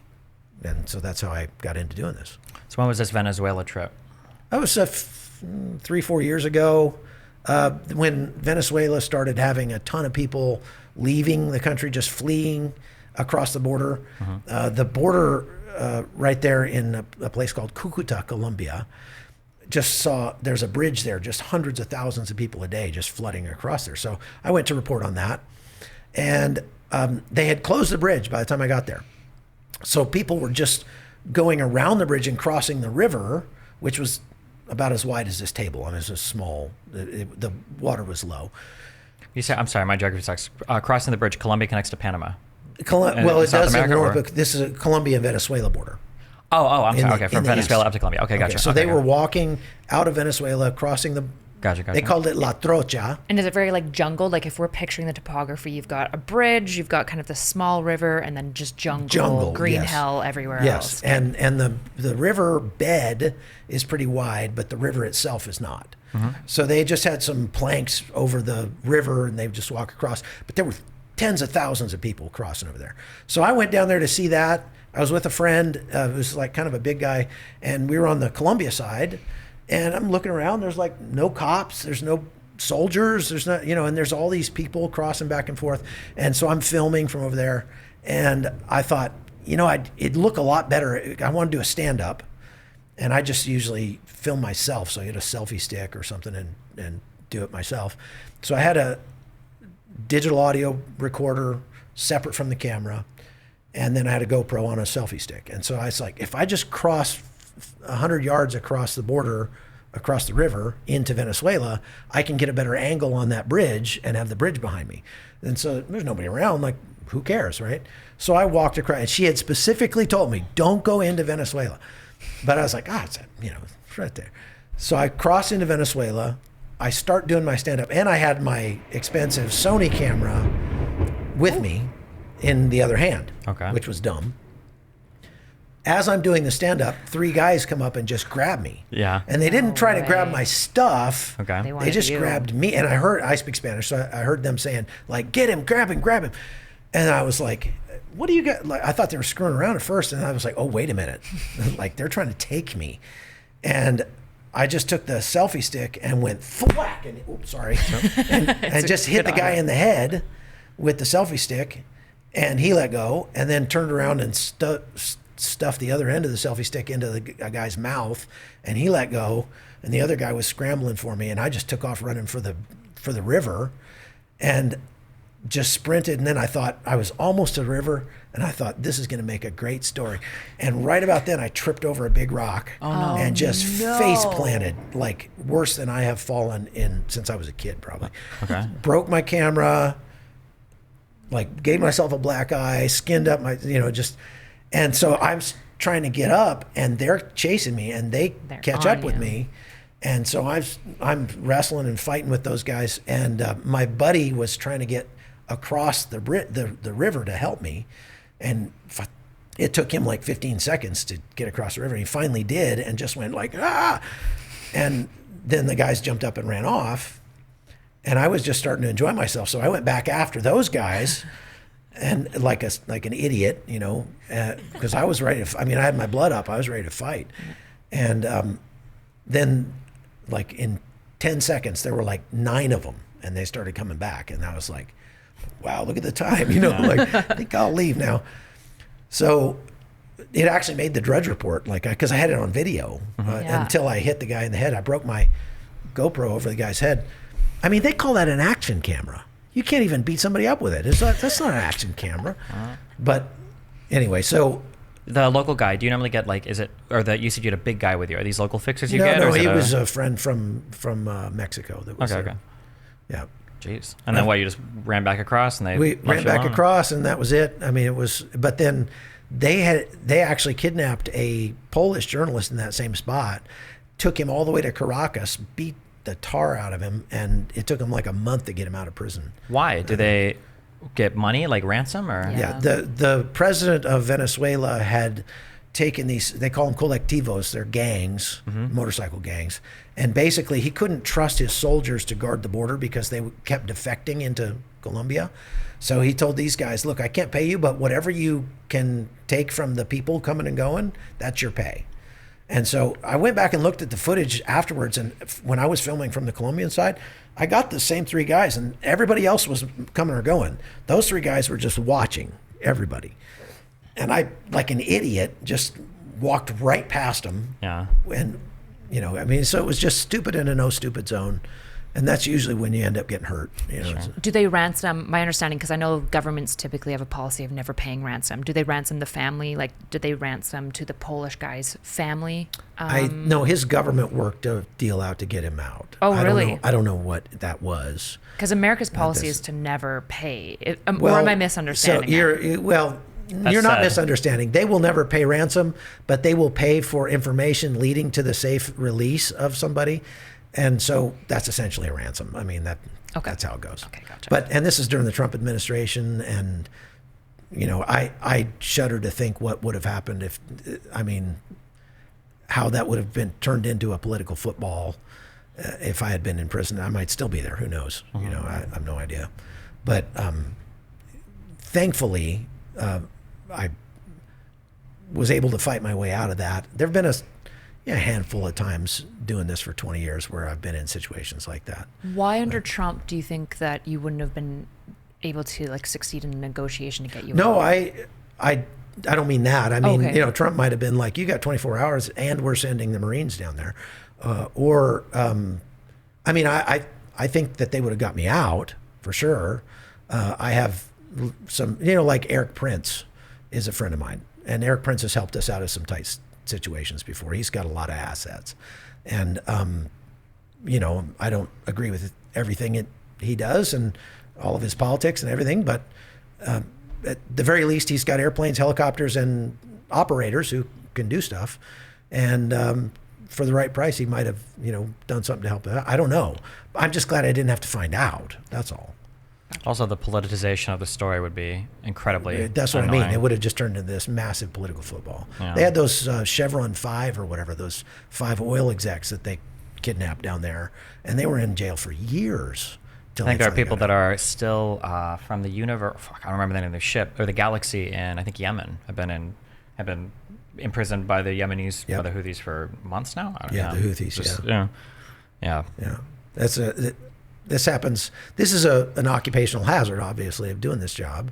It's one of the reasons why I have to be very careful if I ever go to Turkey, for example, because I've done a lot of negative reporting about Turkey. They killed one of my friends, dropped a drone bomb on him. And Turkey is the world's worst for jailing journalists. They'll grab a journalist out of the international area of the airport and put him in jail. So I have to be I just typically avoid flying through Istanbul if I can, things like that. This is a random, incredibly bombastic question. My mind has been, all the research I've done over the past 8 months has been related to Israel-Palestine, so I'm very hung up mentally on this concept of deterrence. Do you think the United States could have a policy where if you imprison a U.S. citizen, you've got 24 hours to release them, or else either a military is coming in, something's getting bombed, or is that a realistic policy, or do you think there's a reason why? That's a totally realistic policy. I mean, it would be a very effective policy. Yeah. I imagine this would happen probably 1 or 2 times, and then people would stop doing it. That would be my imagination. That's right. But That's maybe... right. See, this is the thing that people don't understand about war. War, by its nature, if you, even a just war, has to be incredibly violent so that people won't want to do it anymore. And we've gotten into this, strays into sort of the politics of it, but we've gotten into this idea that we're that the way to win a war is we have to beat the enemy without actually offending him. And that's not the way we won World War II. Now, the United Nations was put in place to try to avoid the excesses of World War II. So we don't want to go back to some of it, like firebombing Dresden or something like that. But at the same time, if you are, the reason that Afghanistan ended the way it did is because we went, and when I say ended the way it did, went on for 20 years. We spent $1 billion a week for 20 years and then essentially lost the war because we replaced the Taliban with the Taliban after 20 years. The reason it ended that way is because we were funding both sides of that conflict. We were trying to do this nation building stuff in Afghanistan where we would go in and say, we're going to build this road system or a bridge or a micro hydroelectric plant or something like that, which is great. Development's fine. But then a few days later, a guy would show up and say, hey, I'm your friendly Taliban representative. That's a lot of nice earth moving equipment you have out there. If you want it to be functional tomorrow, I need 15% of your budget. And the companies would pay that. And we knew they would. It was part of the game. Everybody knew it. It wasn't a secret. And the companies that bid on these projects would factor that in to the cost. And so we were funding our side at $1 billion a week and the Taliban, who didn't need near as much money as we did to keep going. That's a good way to lose the war and go broke.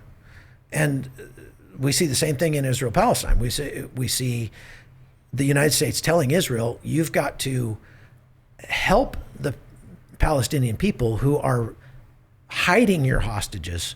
We know for a fact those hostages are being held in civilian homes. We know for a fact from that recent hostage rescue that just happened in the Nusrat market that the civilians that used that market every day knew they were there. There were 200 Palestinian fighters in there, or Hamas fighters. They knew they were there. They shielded them. They sheltered them. There's massive rewards offered for information leading to the safe release of our hostages. We would, any Palestinian that didn't support that could easily find out information that would help us get the hostages back. I say us, help Israel get the hostages back and bring it to Israel, and they would be wealthy beyond their wildest dreams. But they don't. So, I don't look at conflicts from a tribal political point of view. Like, well, the Democrats support that, so I'm not going to support that. I look at it from a people point of view, and the people are suffering in Gaza and in Israel. Okay. The best way to finish the best way to prosecute that problem, to fix that problem, is to prosecute that war as brutally and as violently as you can for the shortest amount of time possible. My dad used to tell me, don't pick any fights, but if somebody picks a fight with you, you do what you have to do to finish it. You don't want a fight to go on all day. You want to finish it as quickly as possible. The kind of hand-to-hand combat that we learned in the Rangers was not sparring. It was not, a sport. It was gouge your eyes out, rip your throat out, stop it right now.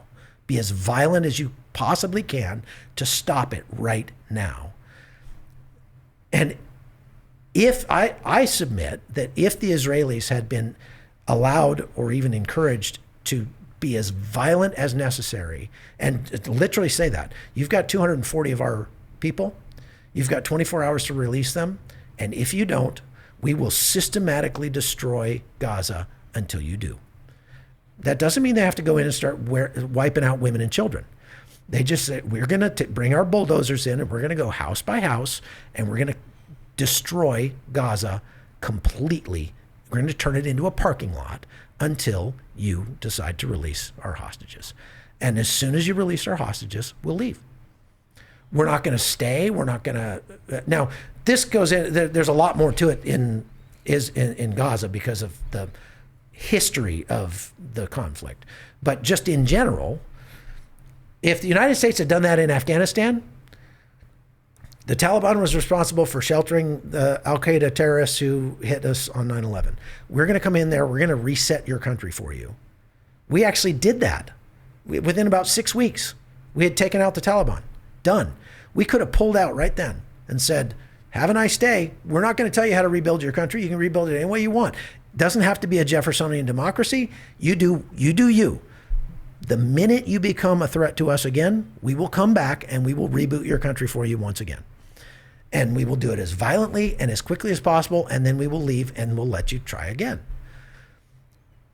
I submit that if that was the strategy, there would be a lot fewer dead Palestinians in Gaza. I submit that if that was the strategy, there would be a lot fewer dead Iraqis and Afghan citizens as well. And incidentally, American soldiers. I'm super curious when I think about something like this, because obviously I'm a civilian entirely. How do you balance essentially what you're describing with ethics of violence, right? There is some level of ethics of violence. You don't want to do more crimes, of course, which is not what you're talking about. How do you talk about saying, let's hit them as hard as we need to, as fast as we need to, without, especially when I think psychologically, without leading to soldiers feeling inclined, and maybe I won't answer actually. How do you prevent against war crimes? How do you manage ethics in states of high violence? This is where discipline comes in. Every special operations unit has its specialty, okay? Navy SEALs specialize in things in the water. The Green Berets specialize in going in and training indigenous forces to fight for themselves. Rangers specialize in violence. We're like the president's kickoff team. And so we specialize in killing people and breaking things. When we're not at war, the Rangers do nothing but train on violence, on killing people and breaking things. They flew us to Scotland one time to an abandoned military base, and we spent 2 weeks just learning how to destroy things better. How do you kick in a door? How do you break a window? How do you, just stuff like that. Just when you're training young men to be so violent, and again, this is not training them to be MMA, like to spar, training them to literally like maim people and kill people. If you don't have that component of discipline, then you are going to get war crimes. So the discipline has to be there. Now, I have to say that from my experience, Israel is a very disciplined army on the whole. There are levels because you have reservists that haven't had a ton of training and stuff like that. You've also had issues where, look, these people are really pissed off. They just watched their friend. Many of them had friends that were killed in the October 7th attacks, and they want revenge. That is bad. Those people, they should find, I'm sure it would be difficult because almost everybody in Israel knew somebody who was killed or taken captive on October 7th. It's a small community. But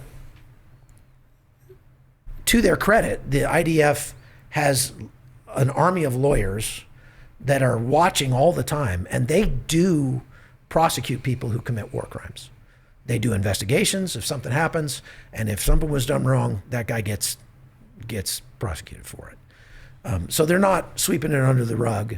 They're not, certainly not encouraging it. They have this concept called purity of arms. I'm sure you heard about when you were over there, where they, say like, we have to be the most moral military on planet Earth because everybody hates us anyway. So we've got to be above reproach when it comes to that sort of thing. I don't think it matters a whole lot because the information battle space is the primary battle space now. It used to be the other way around. It used to be that whatever happened in the kinetic battle space on the ground would inform people's opinions of the war, and people's opinions of the war were, the newsreels that they saw at the movie theater or whatever would tell them what was happening and would change their perception of what's happening. But now the people's perception of what's happening is influenced by information war, and that perception affects what happens on the ground. It goes the other direction. It's interesting. I think didn't people call Vietnam the TV war? Mm-hmm. But Iraq was way more than that. But for Israel and Ukraine, that's been on another level. Totally another level. Yeah, it wasn't even close. Because it wasn't just about showing you what's happening on the ground. See, in Vietnam, they had TV cameras live or whatever from Vietnam for the first time, showing you what's happening there, telling you what's happening. But now it's not just that you can see what's happening in the war, it's that there are state actors, major players, Iran, Russia, China. North Korea. Qatar.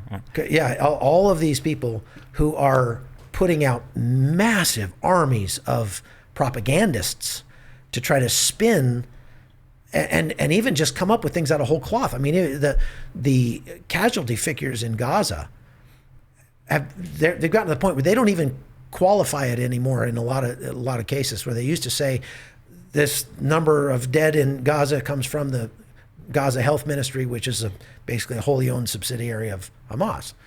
They don't even qualify it anymore. They just say, oh, it's this many people died. That many people haven't died. They've count. I mean, there's so much evidence now that those numbers have been skewed to the high side for political purposes. And they've been repeated so many times over and over and over again that there's just people just believe it out of hand.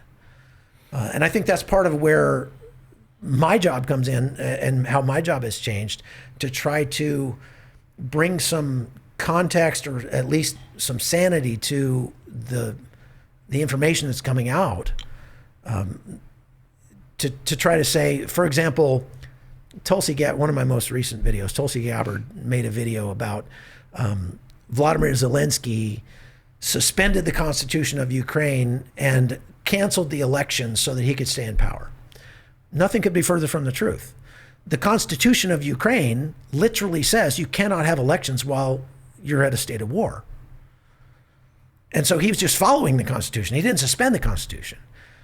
So I feel like it's kind of my duty to call her out on that, to say, like, wait, that's 180 degrees wrong.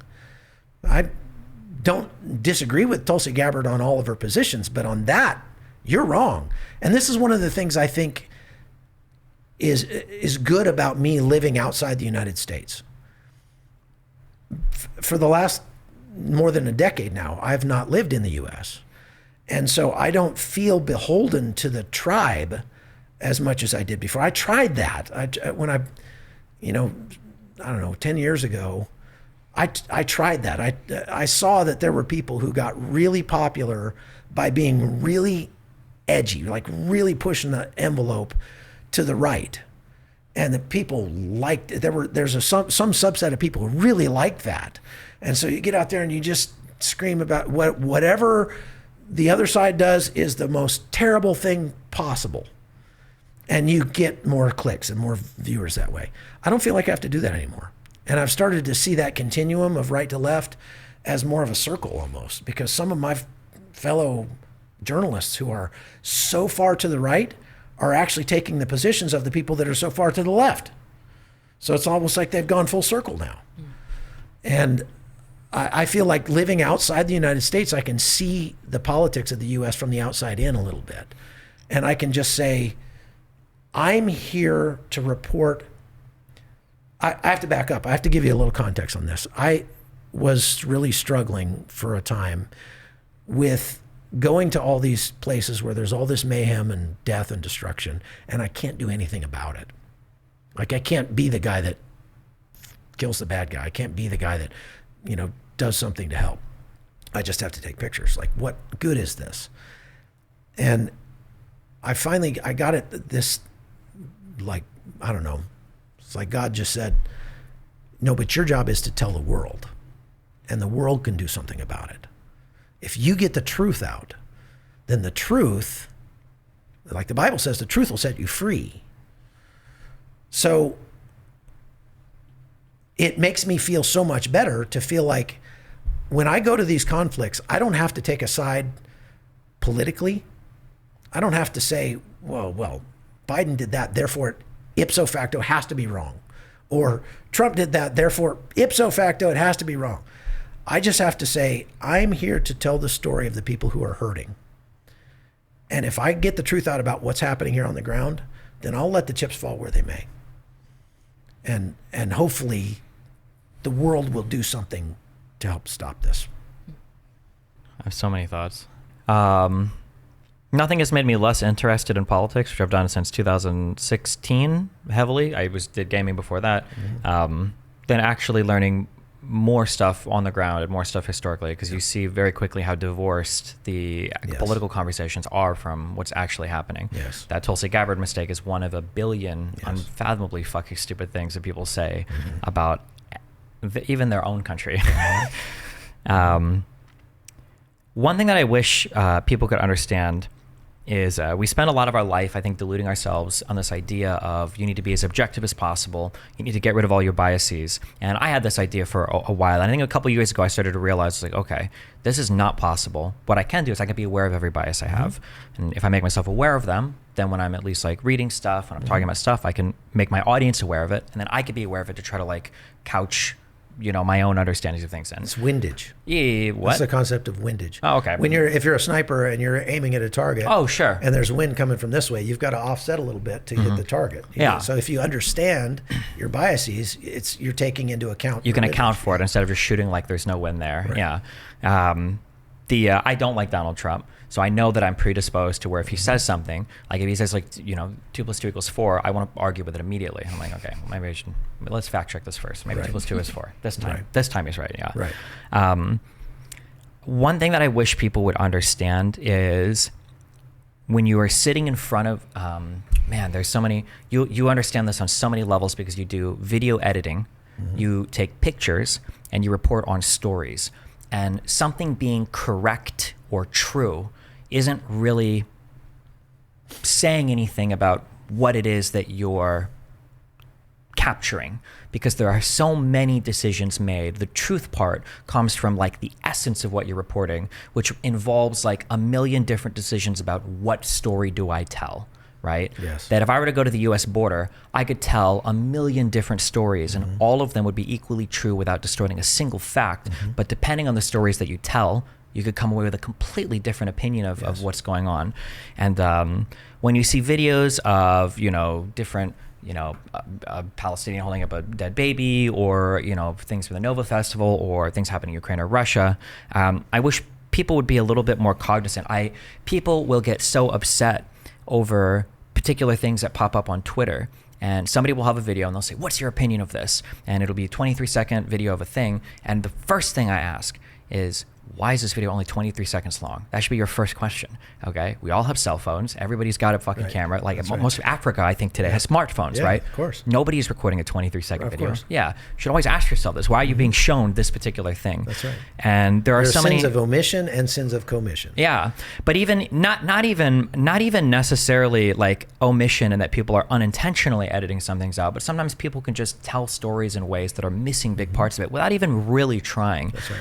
And I just wish that people were more aware of that happening. Me too. That even without intentional propagandist, you can come away with a totally different opinion depending on what you're looking at. Yeah, I think like, look, news exists to report the out of the ordinary, right?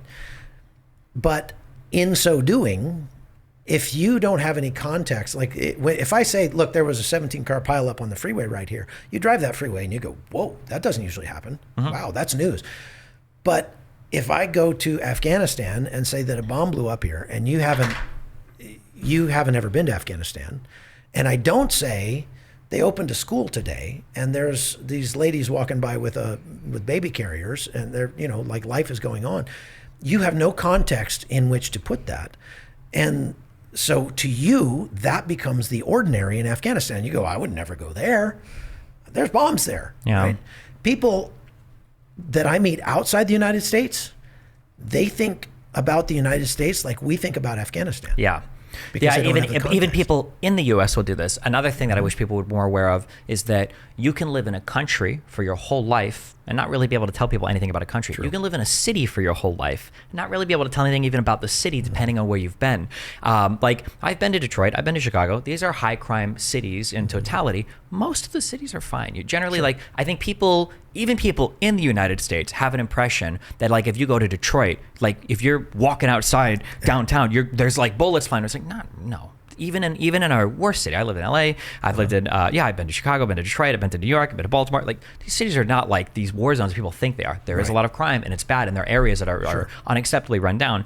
But it's the same way in Kyiv. It's the same way in I was just in Israel, Palestine, driving to the West Bank. As soon as we pull on the West Bank, I'm like, holy shit, am I about to get sniped? Is there going to be some crazy shit? And it's like for the most part, at least in most places I've been, most people are generally like pretty friendly. I'm taking a group of people to Jordan in October.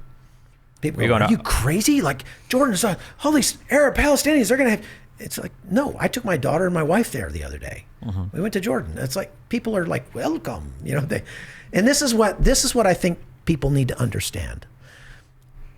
Nations go to war. People don't. When I was just in Armenia last week, it's full of Russians. They're there on vacation. They come there on vacation. I talked to a whole lot of them. And they're like, wait, where are you from? And I'm American. Wow, that's cool, awesome, hey, cool.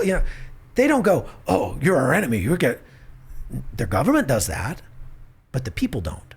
I run into Iranians there all the time because they come to Armenia for vacation.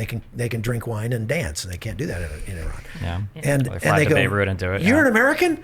Oh, that's so cool. Oh, can we talk? Let's have tea. Let's have coffee.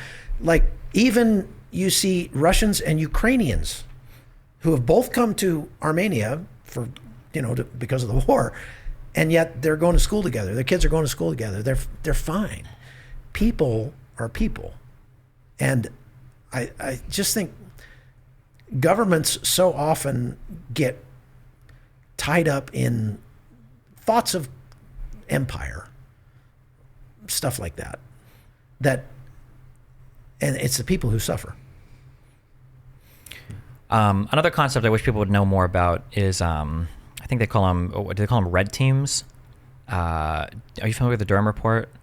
The what? The Durham Report. Durham Report? I think it was the big FBI investigation to see if there was basically any impropriety in in obtaining the FISA warrants for the Trump investigation, the Russia-related stuff and all that. Okay, I was thinking of different red teams. Oh, sure, that's fine. Oh, sorry. When the red team I was thinking of is that like having like an in-group that's like oppositional to you that you fight against. Yeah. Right. And they brought up, Durham brought up that concept that, especially for politically sensitive topics, it's probably good to have an oppositional team that's like checking you. Israel does that. Yeah.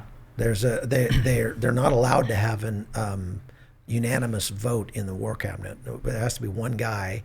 They have a name for him. I forget what they call him. It's like the Judas goat or something, something like that. But he has to take the opposite. If everybody else agrees on something, he has to take the opposite approach and argue against it, just because it makes your initial team, even if you totally disagree with the guy, it will strengthen your position. Exactly. to draw from the video game example again, anytime we were to choose like new doctrines for how we wanted to organize our ships or do our battles or whatever, we realized after a couple of these that sometimes, even if we were all on board with a thing, we'd miss something, and that having an oppositional person to argue against it every time, even if most of the time we didn't go with their arguments, they would say things like, well, this thing sucks because you're weak in this and this and that, and you can't even handle that. And saying, oh, okay, your idea is still shit, but we are kind of like that deficit here.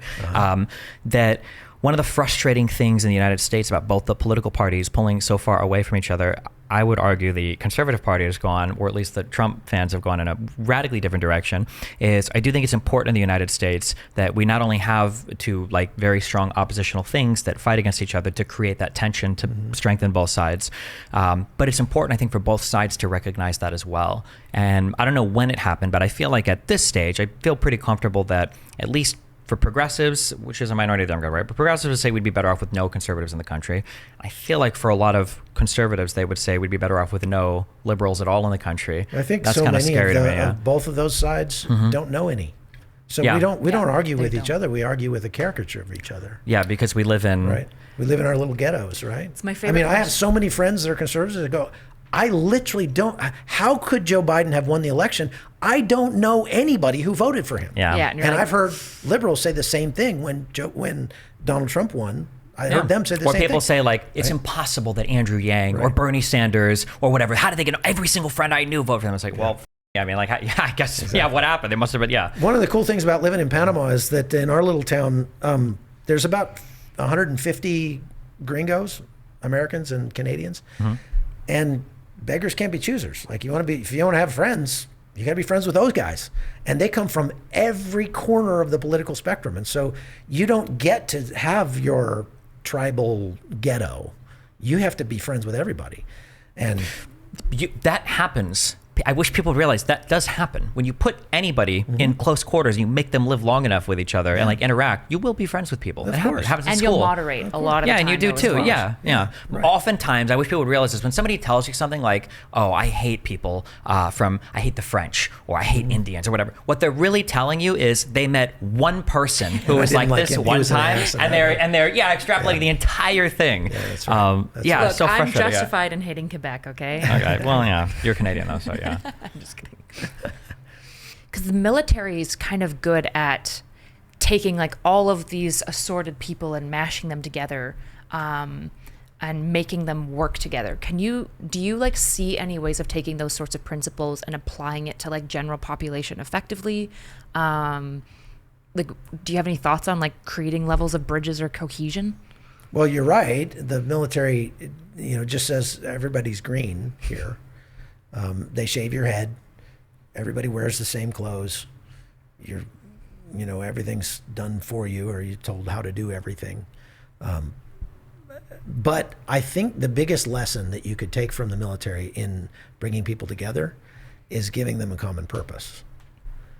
If we could I think there are two Americas that live in America, and our worldviews our foundational precepts are pretty far apart, to the point where it's very difficult for those two worldviews to coexist. And it has to do with ultimate truth, but I would argue. But when it comes down to it, people are human beings before people are not their political affiliations. That has very little to do with your character as well. I've noticed, unfortunately. Exactly. Yeah, they wear them. They wear their political affiliations, but they aren't their political affiliations. They're just people. And if you get a group of people together that are from all different walks of life, that are from different political parties, it doesn't matter, but you give them all one project to work on, something to work toward, then they're going to get along to do it. I feel like that my most frustrating thing about the United States is that I feel like there are things in the United States that when we come together on those things, unquestionably, we are the best country in the world 100%. at doing those things. But because of how politically divided we are, even the things that we do really well, we don't know, we can't even take credit for them because there's so heavily politicized. If we just put down, I mean, I used to hear this joke that if you took all the politicians and laid them end to end around the equator, it would be a good idea just to leave them there. Yeah. If we could just put down those, like that idea that, well, he's not on my team, therefore I cannot agree with him on anything, and start saying, look, I've got a sense of right and wrong. Ultimate truth, right? That's objective truth. Some things are good, some things are bad. There's a lot of overlap. It's bad to kill babies for fun. Okay? So we can start there. And if we just focused on the morality, I think you said something on your Twitter feed that I really liked. Oh, God. You said, oh, no. Not the Twitter feed. That sort of reminded me of that. Like you said, like, I would rather have a president who is mentally incompetent than one who is morally incompetent. Oh, yeah. I was tweeting a lot last night. Okay. And I think you're onto something there. Yeah.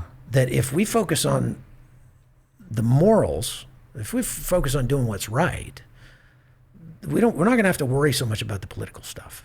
Yeah, maybe, yeah. That's it. One of the things that I've, without getting into a whole theory of mind thing, one of the things I've realized recently is I think that the moral positions that most people have are actually really, really, really close to each other. But because people don't do a lot of homework in going from the moral part to the investigation part to the like applied position part, they end up confusing the moral part with whatever their applied like political positions are. You're right. And then you end up in this weird world where, like, the example that I give are vaccine mandates. I feel like when it comes to morality, I actually think that like 99% of people are aligned on this, such that like if there was a disease that like was in your body and it incubated for 2 weeks, and then when it came out it had like a 50% mortality rate or whatever, I think that most conservatives would say like, yeah, you're getting vaccinated or I'm going to shoot you. Like, I'm not going to have my kid around somebody who might infect them and get them killed. And then much on the flip side, that if you've got a disease, it's like a cold, just a cold, people are going to say like, we probably shouldn't have to get vaccinated for this particular thing. The disagreements often play out in the applied part. Well, how deadly is this? Or what is our things here? But people confuse that sometimes with the moral part, and then people think they have these massive differences, these worlds apart, in moral differences. And it's like, no, I don't think so. I think that most people like, it's just these factual. That's how you get people going back to like the 1880s now and going like never vaccinating anything ever again, but nobody even, I mean, it's like, I think social media has a lot to do with it. It just pushes you to the extremes. Yeah. You know as well as I do that in order to get something seen on like a YouTube short, you've got 2 seconds to grab their attention. And so that 2 seconds has to have something blowing up, a set of tits.